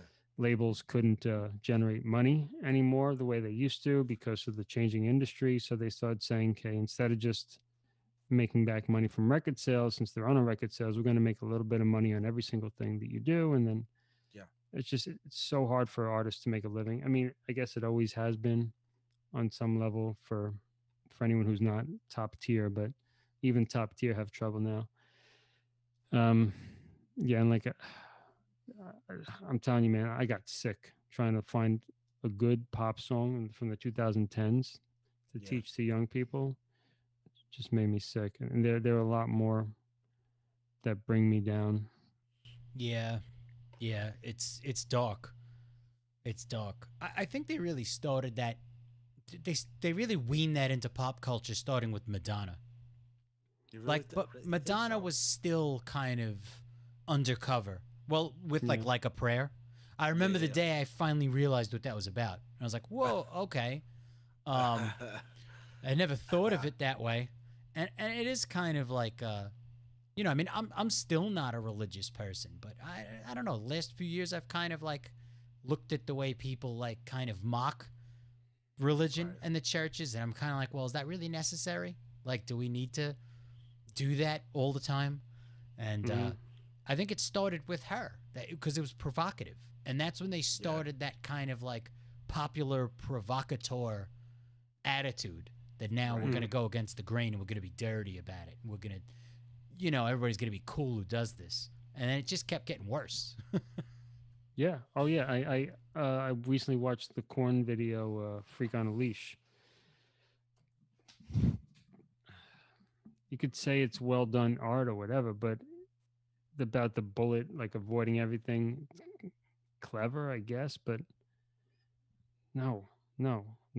The lyrics in that are no good either. If that's what he experienced, fine, but that's not good to pump into kids' heads. And when you make that like the number one or top 10 song, I know you maybe like that song. I don't know, but I did it at the time, but you know, I could kind of see now. I guess that I'm older, like where you come from. Yeah. you know, like I'm a Corn imagine. fan. Yeah, I know you are. And then, or you know, not to speak ill of the dead or anything, but what's the band? The huge band Linkin Park, right? Yeah. Yeah. No, none of that music. I actually worried about them when they were alive and when he was alive and they were going strong. I was like, how could you sing those words night after night? It's so dark, you know, crawling in my skin or that. And then what's that song? Um, that In the end, what's doesn't yeah. In really the matter. end, it doesn't really matter. What the hell? You're gonna sing that night after night, and that. Look, if you write that song, in the end, it doesn't really matter. And if it's from your heart, not Yeah. designed by the industry to make millions of dollars and make kids desperate and extort as much money as you can from them, and if you actually really you feel that way and you write that song, good. And then someone hears it, fine, you express yourself. But to take it and then to manipulate it and then to try to like extort as much money as possible out of people from this theme of telling them that nothing matters in the end, like all your efforts are fruitless and useless. And I mean, Yeah. and then It's these guys have to sing that. And so many of their songs are like that. And it sounds cool until you realize that it doesn't stand for anything. well, Nothing. I think the big issue that's hitting you is just the fact that we're inundated in it. Not Yeah. not necessarily that Right. it exists, because you always need that kind of stuff to kind of make you feel like you have a companion when you feel that way. So Right. it does serve its purpose, and it's good for existing, but yes, on a really really heavy level. Like I just spent the last couple of years really hyper analyzing a lot of Disney stuff, and I've hated some of the things I've seen on Disney. Like it's not funny anymore. That I have two little girls watching it, and it's like this just isn't very nice. Like by the time they realize what they've been watching, it's almost like they're Yeah, they're ingraining it into people. that's a conversation for the other program. Sure. Well, I would say just a real brief note about Disney. The worst thing that Disney did, in my opinion, besides glorifying materialism, is sell the myth of happily ever after. Like once you get Yes, the girl or once you get the guy, then things go smoothly. I used to say uh, that years ago. and in India, because it stands out as a great contrast. They still have arranged marriages, and in other parts of the world too. And when I learned about that, when I went to India, I was like, had to adjust, like thinking like that's kind of backwards. I have that mentality, and then I learned about it. I spoke to many people there, and the idea is that Americans or the Western world, um, we have it wrong in the sense that we believe that once you get the girl or get the guy, then like the work is, you sort of like achieve something and then you can relax. But in India, it's like when the marriage starts, then you got to start working really hard to make it work. To keep it Because no together. matter who your partner is, you could either make it work or not. It's up to what you choose, how you choose to approach it. Yeah, And that's a much different mentality, and that's why the divorce rate is much higher in Western countries that have this sort of false idea of romantic love being the primary thing rather than hard work and commitment, you know and respect. Yeah, staying together is, and I don't want to get flack from people who are going to hear me say this because it's the truth. But that is the tough part. But that's the tough part with anything, you know. I don't want Hmm. to sound like a jerk, but if you have the same guitar for too many years, you want to play another guitar. And if you have the same computer for too many years, you like, eventually I would assume like being in a band is kind of like a multi-dynamic relationship in yes. a sense. Hmm. And it gets hard and you have to kind of keep everything together. Maintaining is always the toughest part, but we've become as a culture, like we've become a culture of trade-in. Like Hmm. Yes. there's no downside. If you get a divorce lawyer, you just do it again. Where your car starts giving you problems, just bring it back, trade it in. Like if everything you is, if your arteries block, you just get triple bypass surgery, and then you yeah, do it and again. then just So, keep eating cheeseburgers. It's a yeah, we've turned into a very like instant gratification, trade in, swap out kind of culture where mhm. you can always get something new. New's the best, so Yeah. it's bad. And but when you got to deal with the same person, like I'm not saying it from the guise of like, oh, I'd like to get a trade in. I'm sure she'd love a trade in. Mhm. But you gotta keep, people evolve. You sometimes grow away from each other. You sometimes grow together. That's really the tough part, is maintaining that union. Yeah. Mhm. Yeah. Oh yeah. And also the other word that pops to mind is cancel culture. That's another thing we're living in, right? If you don't like what I'm saying, or I don't like what you're saying, you're canceled, bro. Yeah, yeah, Right? Like, well, we it's saw that with Roseanne. Not like I'm going to stick up for her. I don't want to get down that rabbit hole, but that's a example. But just in general, like everyone's so sensitive, and you know, yeah, yeah. you're either right or you're wrong. It's like, well, can I have an opinion that's kind of somewhere in the middle? you know? I think it's gonna start to go away soon.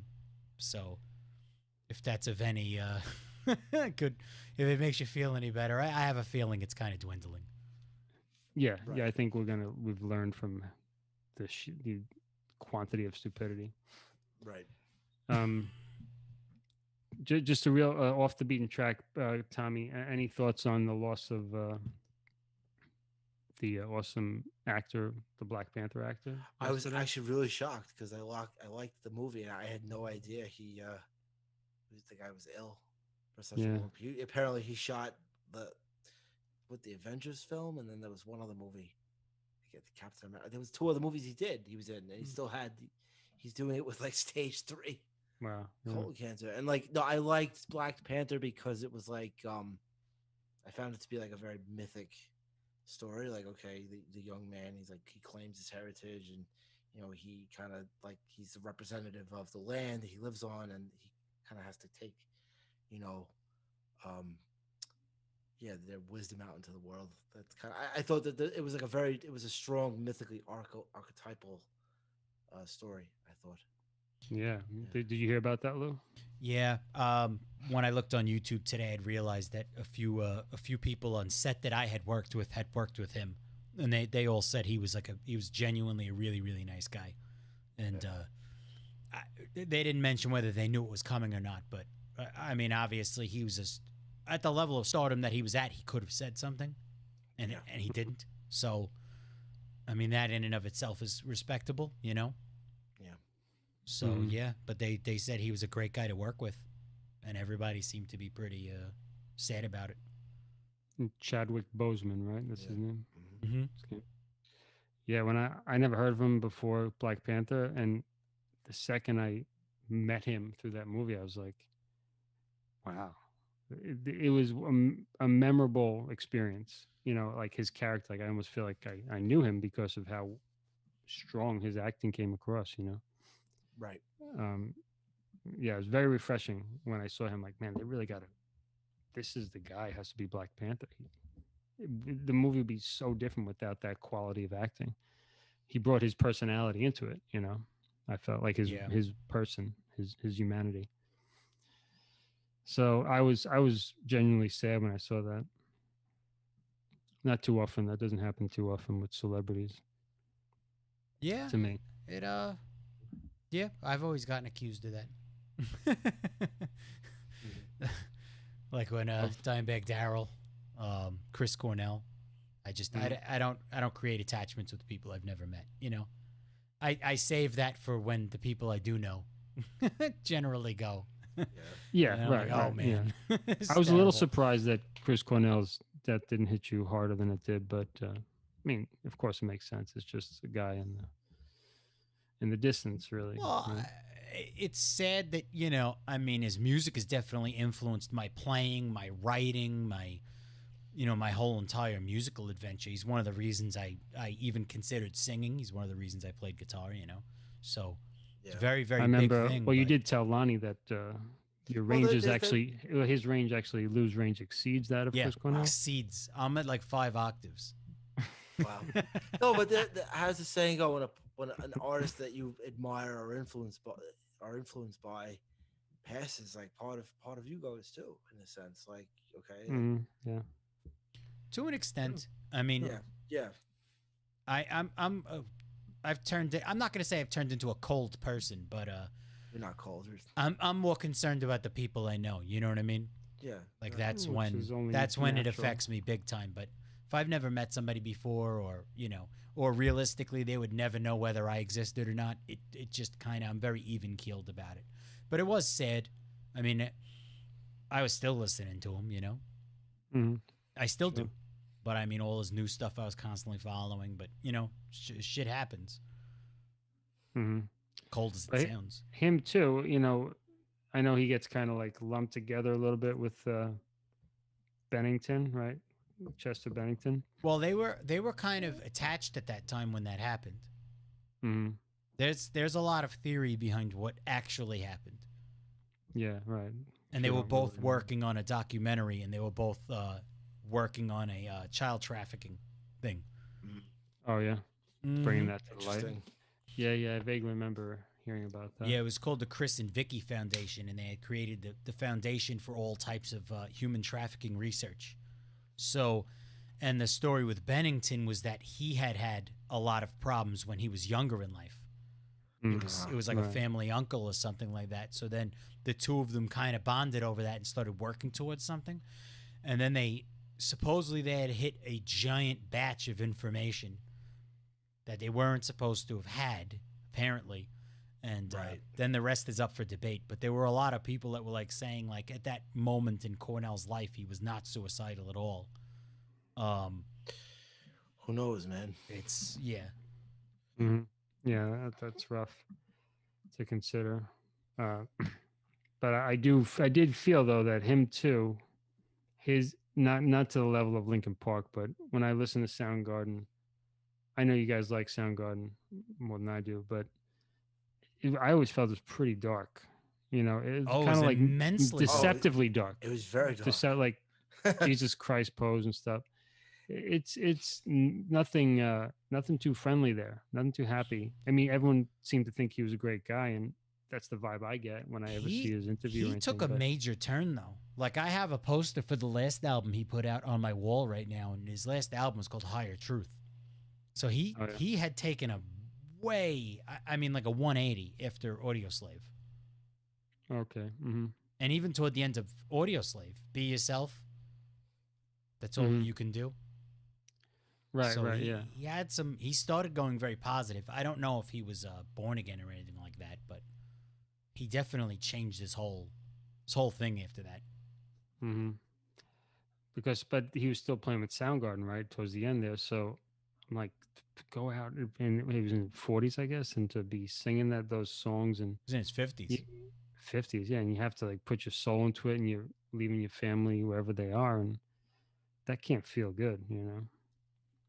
Yeah. Especially if he knows if he was experiencing higher truth and everything, and then he has to go out and that's only it's for money or contractual stuff. You know, it can't be because he really really wants to. I mean, I imagine Well, his it's not. career, he seemed to have never stopped at any point because Yeah, he was right. putting Which out is solo stuff after Soundgarden, and then Audio Slave, and then after Audio Slave, he was back to his solo stuff, and then he got back with Soundgarden. He was in Temple of the Dog. I mean, his career never stopped for a second. mm, It was just yeah, constant. I see. All right, so jump back to Mr. Tommy here. Thank you for allowing us to veer hither and thither. Um, so, can you tell us what aspect of your life philosophy helps you to recover from setbacks? This is the philosophy portion of the Yeah, program. we've officially entered the Yeah. philosophy portion. Well, I'm a big yeah, I guess we found the segue. I'm a big believer in like the power of myth. So like I guess being aware of the myth that you live. Okay, so like you take like all the stories that you see in different from different cultures like around the world, and like okay, the one like kind of a superficial explanation. This is how people would explain when the crops would grow, how the seasons turned. But other writers and thinkers like depict like this is like Joseph Campbell. If you're familiar with his writing, it kind of gets into this Hmm. line of thinking. Like okay, they depict like universal human truths or universal human experiences. So like if you could find like when the myth that you live when you go into a painful experience or like trying to like what is the mythic character that you embody in life, Hmm. that's kind of something that I believe in very much. um like okay, full disclosure, I'm a practicing pagan. Like I'm into pagan religion, like so nature worship is a big thing, so like being aware of like natural cycles of like the earth and like the flow of the seasons, and um like strange coincidences, pay attention to these things. Like there was a concept that comes from like Anglo-Saxon mythology, which is like the web of weird, right? Like Mm-hmm. the web of existence. Like even like a modern way of thinking about this would be like if in physics you talk about like string theory. So like you know how people would read omens, or like when they would get messages about foreboding of like certain events, like a flight of a certain bird or a comet would pass over the earth, and that would foretell like the death of a king. Like being aware of like um signs in nature is like a thing that humans were in touch with a Hmm. lot more in the past, not so much now because we're very um we're a more materialistic society now. So um yeah, what my philosophy, like just reading, stay rooted in nature and like learn to read like the book of the world around you in that deeper sense, and then just stay stay educated, like read different publications, read different source material on like a lot of different topics. Those are my philosophies of life. Mm-hmm. Great. Thank you. Yeah. Thank you. Um, so, okay, are there any setbacks you'd feel comfortable to share in which music has helped you to pull through? Yeah, I have a few. I mean, well, generally, I could be somewhat of a melancholic soul sometimes. So, yeah, whatever you want to call it, melancholia. That was like the Victorian term for it. Maybe like low grade depression. I'm just a moody, moody son of a bitch. Um, yeah, just like yeah, like all right, I'm not feeling so great. I'm gonna go put on Jar of Flies or Dirt and Great rock out. albums. Yeah, right. Mm-hmm. um, yeah, that's one aspect. You know, just listen, music can help soothe the soul, or like, all right, I want to feel like. One of my favorite tracks is it's a Queen song, "Princess of the Universe." It's the soundtrack to the Highlander films, which is like the story of an immortal Scotsman who he's killed in battle in the Highlands of Scotland and finds out he's immortal, but now he's in this like head hunting game. Although immortals are gonna try to kill him, but it's about like I guess the story is like the immortal nature of all humans in a sense. It's like Mm-hmm. that's like an inspiring track. Um, yeah, I think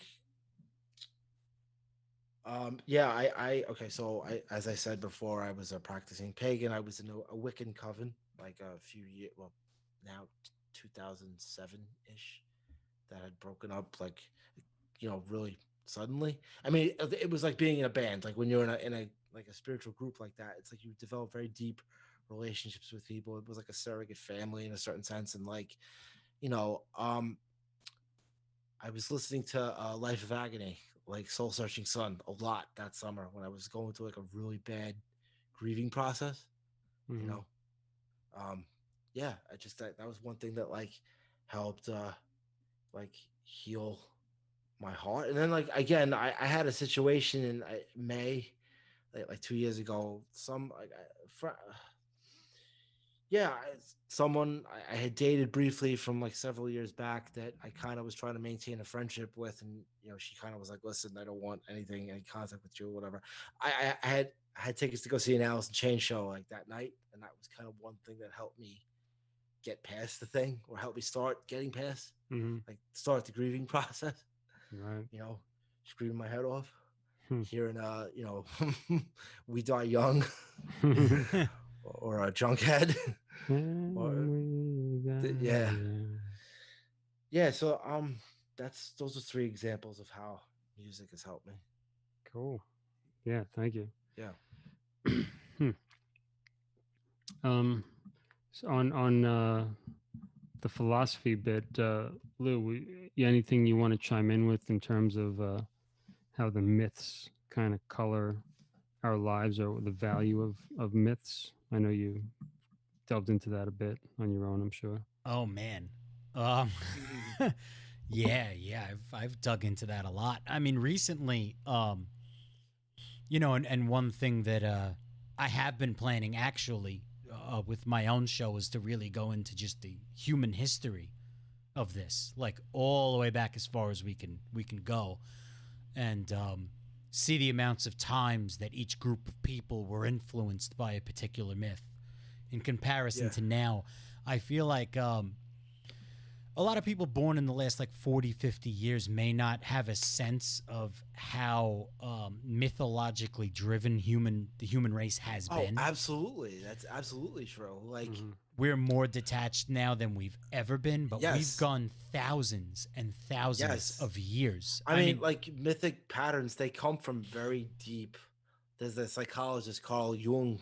Carl Jung. He yep. like he talks about the archetypes, which are like these inherited psychic structures. Like there are different figures that you see in mythology, so like all over the world, like the wise old man. You think of like Gandalf, like the Lord of the Rings, like the Mm-hmm. wise old Merlin, or like the great mother, like the mother goddess. Like there's always a figure like that. It's kind of like these are patterns that are inherited, like in the Like almost like the the DNA of blueprints, humanity. yeah. Yeah, Yeah, and it that's is kind of And that's kind of like where you get the ideas of like deity, like gods and goddesses, like how a particular archetype is given a charge in like a ritual or like a rite. It's Yep. worshipped. Yeah. And we've been we've run society based off of these things. I mean, I'm not gonna say what I think at the exact moment because obviously I'm gonna this is gonna be something I'm gonna dig into. it kind of. I mean, I'm speaking like I was a history major in college. Like it kind of started in. You could kind of pinpoint it around like the 1600s ish, like when we started developing like materialistic thinking, the Oh, scientific you mean like the revolution. way current society has gotten to now started from the Yes, 1600s? Okay. Like I thought it you basically putting like, okay, the reality is what you see in front of you with your eyes and your senses, rather than, you know, like dreams or visions or what have you. More like there's greater stress placed upon like the physical senses or the physical world. right. Well, Science, right? That emerged at that time. that's the obvious that's in front of you, I guess, for someone who's not looking anywhere else, but yeah, I mean, outside of the last 50 years, humanity's based themselves off of mythology and off of Yeah. outer thinking. Mhm. And just these last few years, especially the past 50, I mean, humanity's become something that doesn't even resemble its old self almost overnight. Yeah. Mhm. So, but again, it's difficult when you live in modern society because I mean, obviously, this is all that I know, and I would imagine for you two, outside of the same thing for you guys, outside of searching for that on your own, this Yeah. is the only thing we know. Yeah. So, to people back then, we'd look odd. We would so look odd. But then again, we're the odd ones, and we don't even even realize it. It's funny when though I remember like certain stories, accounts of like when the Native Americans, like when Europeans or like Americans were coming and like colonizing, like when they were coming across the Atlantic Ocean, or like when they were spreading out west, like a lot of there's one, you white folk, you people are mad, you're always chasing. Like Yeah. they had like this compulsion for physical things, which was like very odd to them. Like they didn't live in harmony with nature. Right. Yeah, and even now, the rush to do things, I don't. The older I get, the more I don't understand it. Like, what are we Yeah. racing towards? Like, it doesn't. If somebody knows where we're going, it's certainly not me. It's kind of like, Yeah. have 2 jobs, have 3 jobs, have 7 jobs. Keep going, keep going, keep going. Like, where? Where are we going? It doesn't. The whole mentality to just keep making more money and keep, detaching yourself from nature. And I've only the last few years, I mean, growing up, I spent a lot of summers in Pennsylvania. So, and I hated it because it was just mosquitoes and frogs and, I'm not going to insult Pennsylvania, but there's nothing majestic about it. It's flat land, some of the Delaware Water Gap, and mosquitoes. But the last few years being so cut off from the concrete jungle, going to Salt Lake City, going back to the mountainous areas, like when we went to Weed, California and stuff like that. I don't know why people would want to be detached from that. Yeah. Mm-hmm. No, I actually did. I was camping in Utah a couple of years ago. Just as you described, a lot of mountainous terrain in like a nestled valley. Like, why would you want to come to the? And then you come. What is it? How large is Manhattan? It's like 11 miles or 20 miles, 20 square, whatever it is. Like 8 million people on this tiny little island. And it becomes all you know. Yeah. It becomes, I have a lot of go back and forth arguments with my father all the time about like traveling and where different things look. And, his job used to send him around to different conventions to talk about different topics. And he used to tell me all the time, because I said one of the dreams I had of being in a band that traveled was because I want to travel. Yeah. And he used to say everywhere looks the same. I was like, you went to every major city. You got in a plane. You maybe, if you were under the clouds for a bit, saw some country, you went to a convention and you went to the same thing, just in a different location. You went to every major city, but you didn't Right. see any of the actual continent. Yeah. And I think some of that came from an argument about whether Bigfoot existed or not. He's like, oh, we would have found it. I said, did you ever go driving through Wyoming? You tell me if you're going to find that thing in there. Like trees and miles of just mountain and trees. And No, I remember there's still plenty of places. I had to go on one like moving moment in my life. I had to go on a business trip to San Francisco, and I think I remember being on the plane, just looking out, and then like feeling like, oh, there were people used to have to get in wagons or ride horses and trek out across this land, thousands of miles with no Rite Aids or Walgreens. No, yeah. And they led more peaceful lives. I mean, I'm sure that would have been more stress. Like you kind of think about that, like you got to hunt for your own food at night, or you got to grow stuff, or you might be hunted, attacked by Indians, or Native Americans. But at the same time, it's hard to see, why we can't not emotionally strain ourselves on the stress that we're given now. Like you got to answer those emails. Like, where were you last night? I was trying to call you, even though you already worked 10 hours.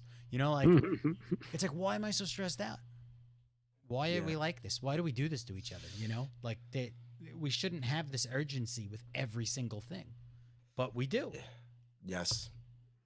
And it's not like we're going to another planet. I mean, we're working on that, but the emails we do day to day certainly aren't. Right, and if we're bringing that culture to the other planet, then we might as well just stay here anyway. Just leave it here, yeah. Well, why bring it there? I mean, it's so, I don't know, maybe we should go back to myths. Well, I think there's value in definitely taking time to think mythologically. I watched some video. This woman, this author, Caroline Myss, Myss, Okay. and she said some interesting points. That she's mentioned that if you take the myth of Prometheus, right, who gave the fire to humanity, right? Yes. And stole it from the gods and gave it to human beings. Yes. Mm-hmm. And then we could see that, and then she kind of, I don't exactly know how the connection was. She brought that up, and then she mentioned how once we got the atomic bomb in the 40s and we decided to play around with it and let's see what happens when we drop it. Let's see what happens. Then what actually, when she really put it that way, I realized that we are living in the trauma of a post-atomic world. If that bomb was never dropped, our neuroses and the way our anxiety, it's funny because would never be to this level. And it's what do they call the family unit, the nuclear family? Yeah. And that's a new thing. That's families used to be much larger. That's a post World War II concept. Well, here's the funny thing. Yeah. The further back you go with archaeology and the deeper they keep learning stuff, we might be living in multiple post traumas. Not just the recent ones we've done, not just the one we might see coming eventually, but this may have happened numerous times. Yeah. We didn't realize how there was a field of blue glass on the sand in Egypt. We had no clue what it was until the Manhattan Project. What happens to sand and nuclear fusion at the same time? It creates a blue glass. We had no clue what that was. And then once the Manhattan Project happened and we knew what it looked like, everyone started looking at Egypt and going, wow, there's a nice big area of that just in the middle of the desert that at one point was a rainforest. So could have happened a number of times. And then she also mentions how after the war, it all became about who has the fire, who has the bomb, who has the power. And then this kind of this, putting deers, putting their horns up, bucks, this male energy, all saying, as long as we have the power, we're safe because we could blow up the other guys. Or this standoff Right. attitude, and then of course she explains that the pace of life just accelerated after the bomb in the And it 40s. continues. It's Yeah, continued. and it just never stopped. So it became faster and faster and faster. Um, and that she basically explains the bomb was the Pandora's box. If you go to myth again, right? Mythology, it's like this beautiful box that there's amazing things in here, but if you open it, you never know what you'll unleash, and you can't put it back. So once we opened the box of the atomic bomb, a whole lot of other horrors and just chaos and unexpected or unwanted things came. It became a lot more complex, our reality, Yeah. you know. And then I was just interviewing my mom yesterday just to record some of her life experience and go back into her relatives in Norway. And I didn't realize it fully until yesterday that her life and my family's life is a product of is is a post-war life Right. because my grandmother lived in Nazi-occupied Norway, Yeah. and she had My Polish prisoner camp down the block and smuggling food. So and her mother died when she was 16, and she became the mother figure of 5 children.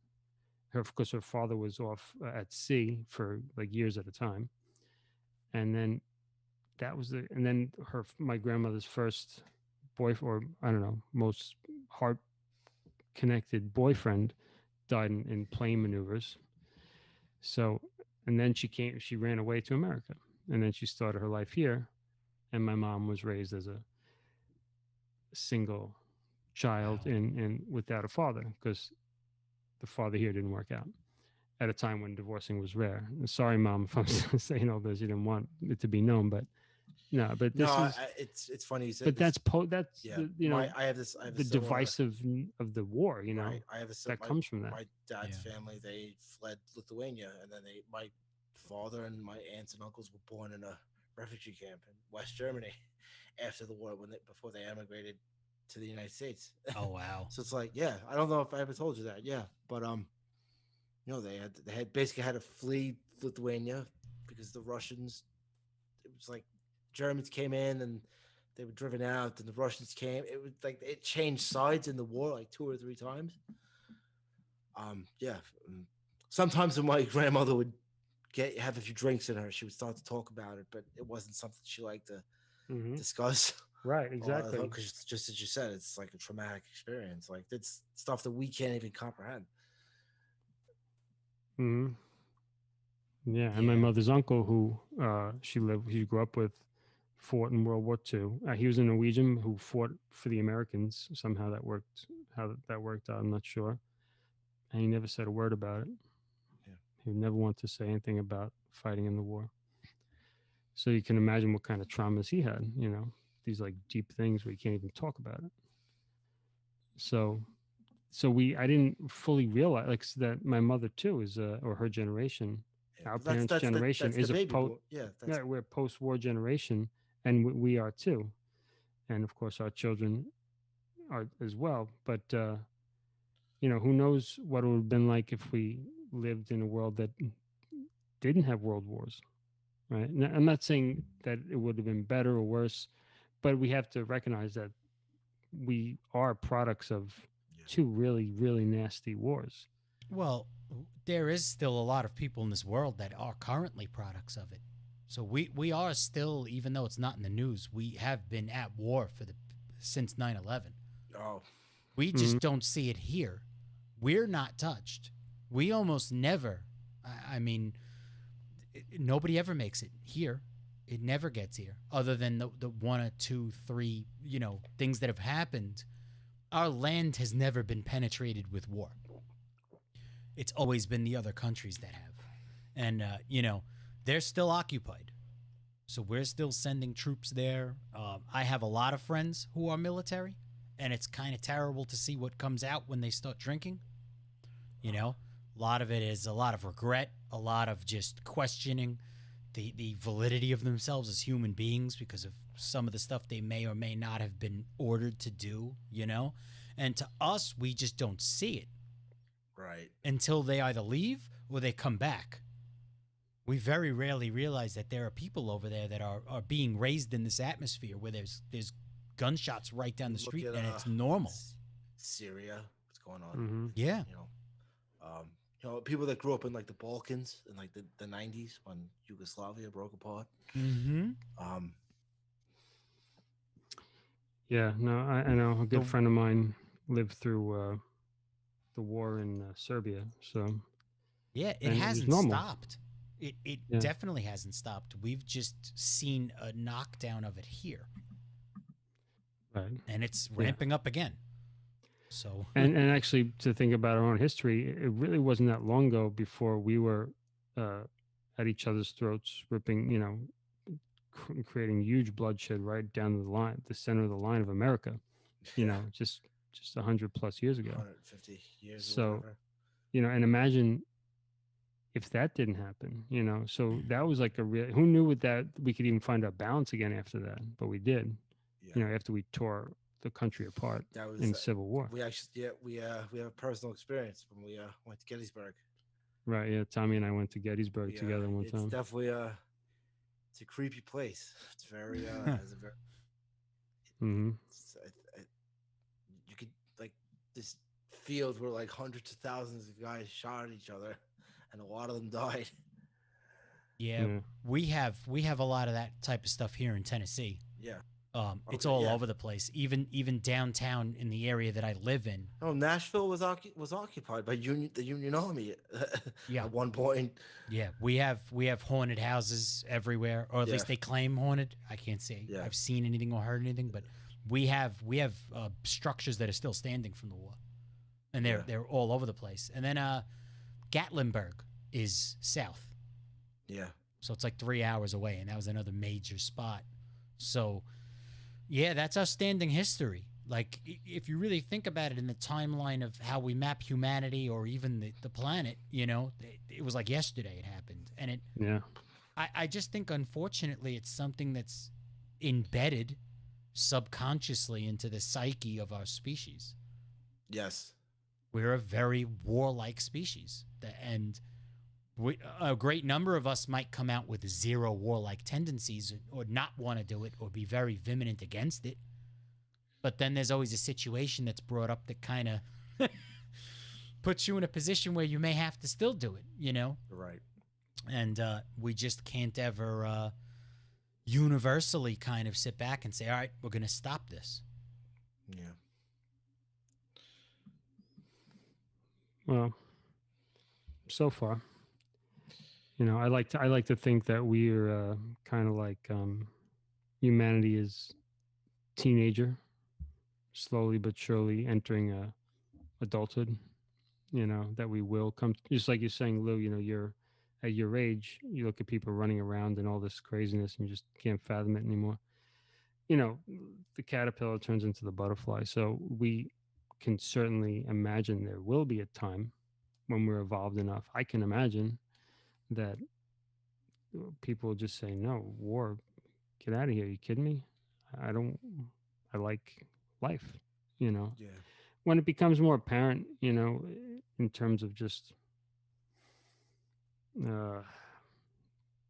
people no longer seeing, because I would have to imagine that human beings only do something because they think it's more in their benefit to do it than to not do it.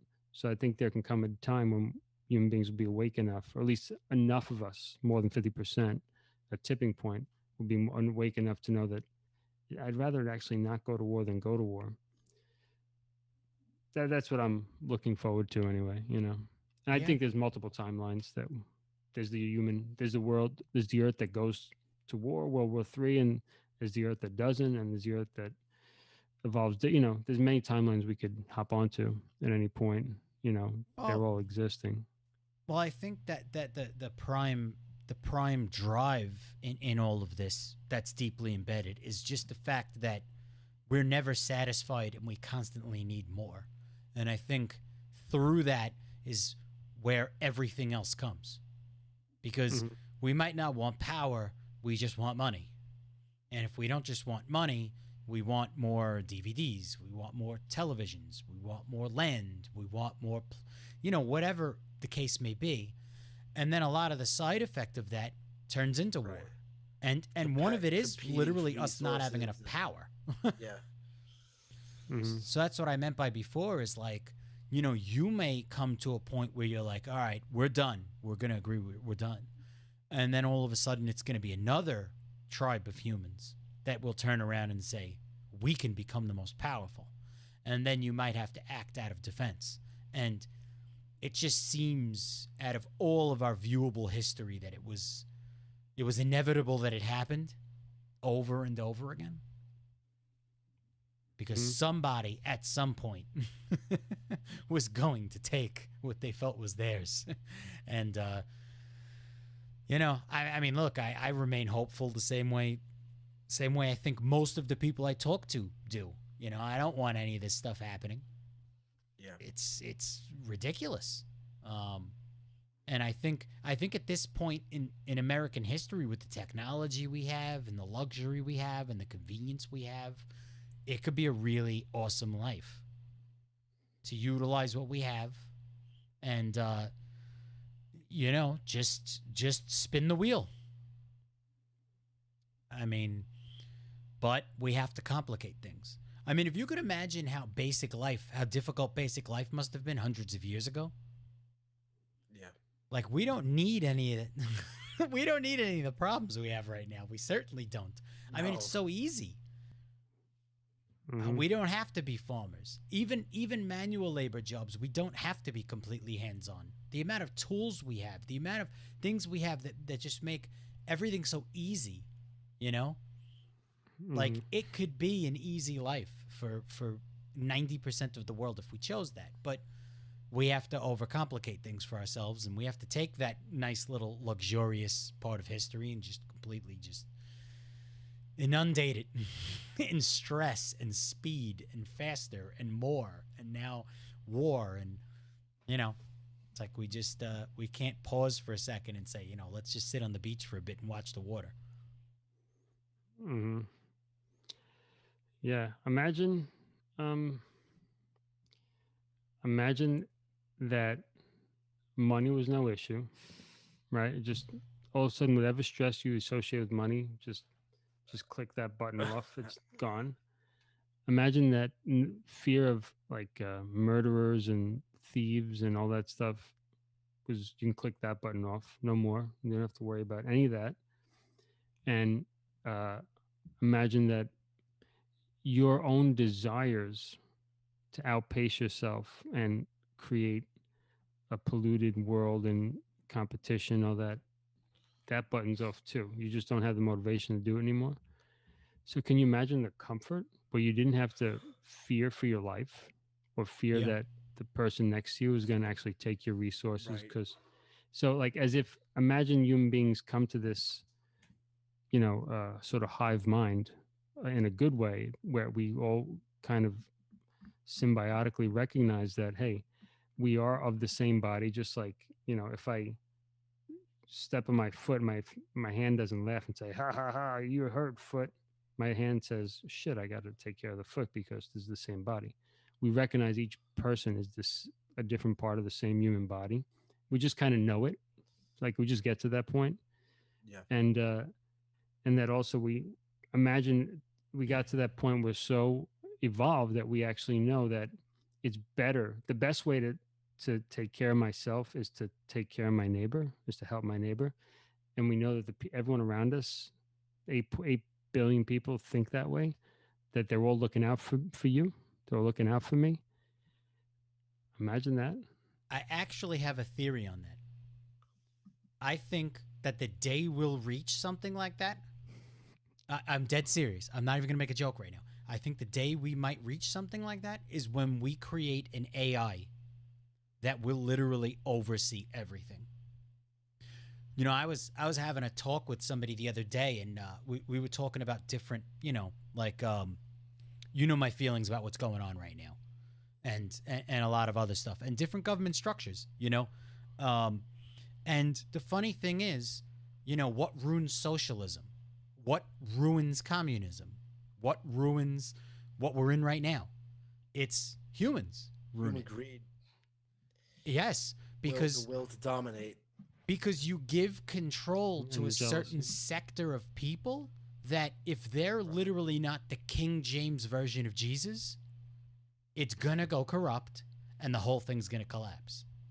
In idea, all of those ideologies can work, but it's us handing over to what we think is the closest thing to what we can trust, and then you find out you can't trust it. And then the whole thing has just gone completely sour. But if you created like an AI that lost nothing from it, gained nothing from it, didn't have the negative aspects of a human organism, that might actually be able to run us in a fashion where now that we know that we can't take it from the AI, we're not going to even fight for that aspect. And some of these governmental systems might actually work. Yeah, I can see what you're saying. I know it sounds a little bit like Big Brother, but I know that's not what you mean. Yeah, Well, if you Big take Brother is a AI, human operated.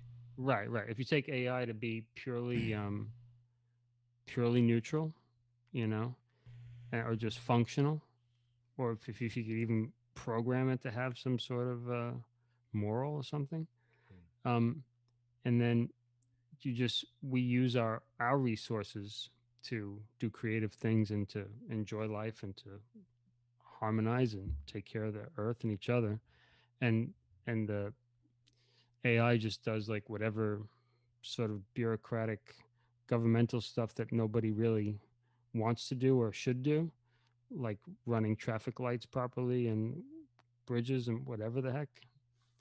Yeah, I basically am beginning to become of the opinion that we don't need leaders. No, that's You our know, biggest problem with all of this are the leaders. Because even when you look at capitalism, and it hadn't even dawned on me, but when I was talking to somebody about it, because they told me it was the most rotten thing in the planet, and I was like, well, all of these systems turn out to be the most rotten things in the planet. If you didn't, like they say, unabashed capitalism, but if you didn't have people in office that got bought out to change laws to loophole. There's a very like innate aspect of humanity that just is like the will to power. Like human Right. beings crave power just innately. Yep. Like you can say that in any of these forms, in their purest form, if you had a neutral top, would work. They would all work, but they all fail because of the leaders. Right. Every time. Mhm. Right, which is the what's the word, in Buddhism the term is the devilish nature of authority. So it's not actually that the person is evil, it's just the position itself Power kind of, corrupts. yeah, it twists the human mind. Humans shouldn't be put in that position, in Power. other words, Power. Yeah. because it's just our psychology That's how can't handle it, the saying essentially. goes. Right. Absolute power corrupts absolutely. I mean, even when we were talking about the band that we were in, we both kind of admitted we were corrupting ourselves and going a bit out of control until you realize I can't sustain this. I'm actually damaging myself. I'm affecting others around me. So I can only imagine. I mean, I'm not saying this speech to make a political speech and start attacking different political figures, but it's the truth. If anybody's put in that position where they can gain, and let's say they have that position for 25 years, even if for 10 years they somewhat stayed honest, you're going to corrupt. Because at some point you're going to say, this is too easy. I have too much money to gain. I have too much control to gain. If somebody else doesn't, if I don't do it, somebody else is going to do it. And eventually a human corrupts. And you can't, every system we'll create will go down until either Jesus comes back or we create an actual system that is self-operative and we give up the control for it to control us. Mm-hmm. That's what I think. I mean, yeah, I'm kind of seeing that something like that evolving. Can I jump in about Jesus for a second? yes. Go ahead. Um, Of course. so do you He's guys my know boy. Ram Dass? Yeah. Ram Dass. Are you Be familiar, here now. Lou? Be here now. Be here now.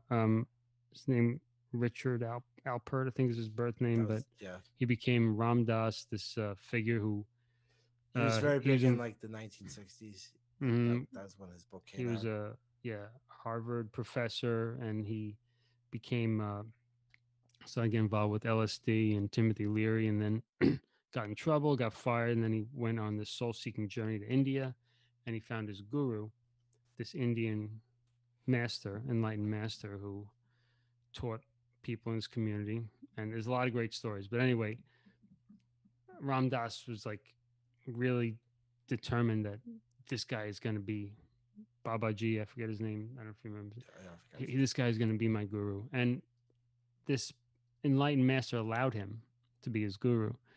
But he would say, through translation, I don't think he spoke English, but he would say, all of you guys in the West, you know, you don't need me. I'm not your master. Your guru is Jesus. He's there.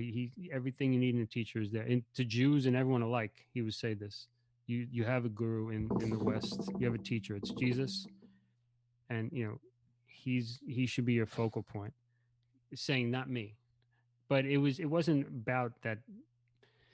It wasn't about Jesus. It was just Jesus was the form that the high teaching could come Right. through Yeah. in the Western mind. That's Right. it. That a different culture would have another form.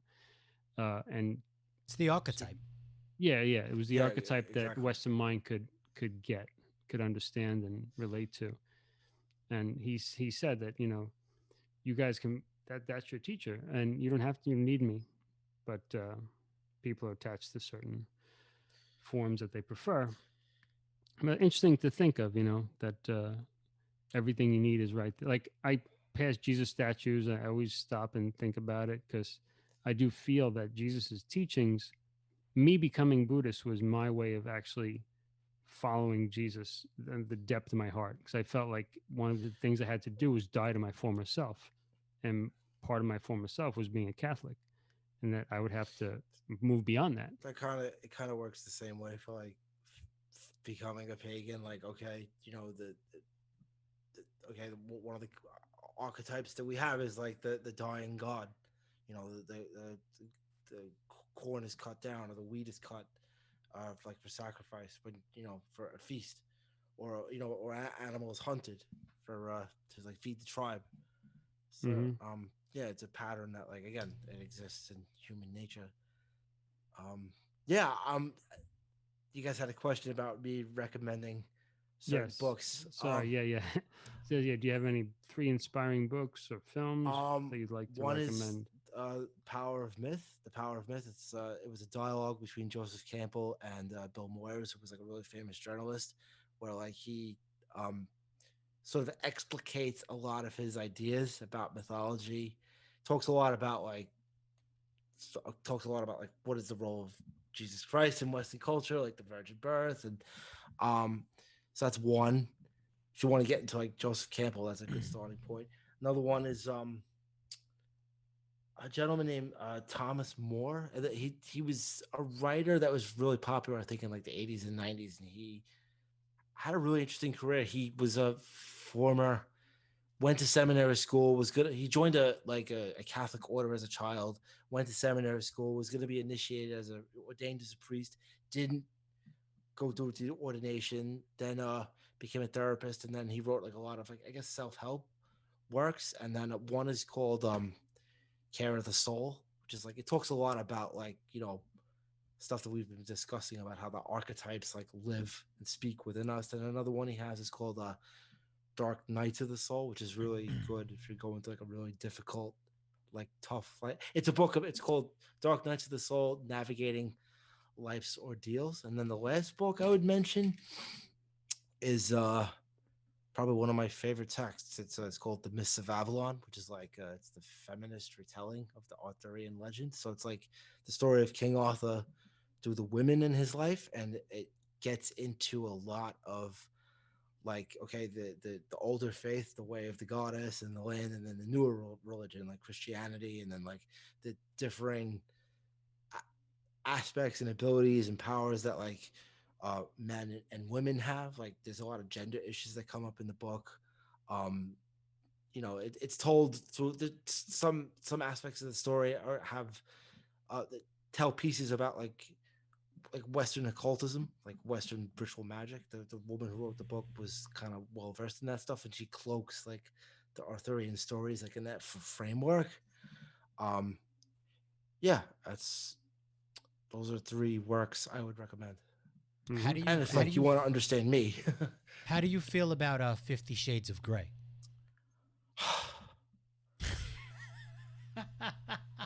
all right, I think we're gonna get into BDSM and what I think I haven't read the book, but from what I understand from people who have like been in that world and how they see the power dynamics portrayed in that tale, it's kind of like it's done in a sort of a toxic framework. It's kind of I mean it's modern publishing kind of capitalizing on like the forbidden in a certain sense I was because actually the book did do very well. I was actually just breaking your chops. Okay. It wasn't really. So BDS Yeah, sadomasochism. yeah, Oh, you don't know what that is, John? yeah, No. Oh boy. All right, I'll send it to you. I'll yeah. send you a PDF. So he has it. So No, Yeah. no, no. who's reading it? I'm not too. I know people who had it. I mean, I could get it for you. That's what I'm gonna do. Yeah. I don't. No, thank you. No, the point I was making that the way like BDSM is like portrayed in that book, it's like very problematic there for people that are actually in that community, like what the whole life philosophy is about. Um, that's kind of what I've heard secondhand. I don't. That's all I could say. That's what any pop culture tends to do. I mean, what do you Yeah, think the yeah, Jersey yeah. Shore did to my family?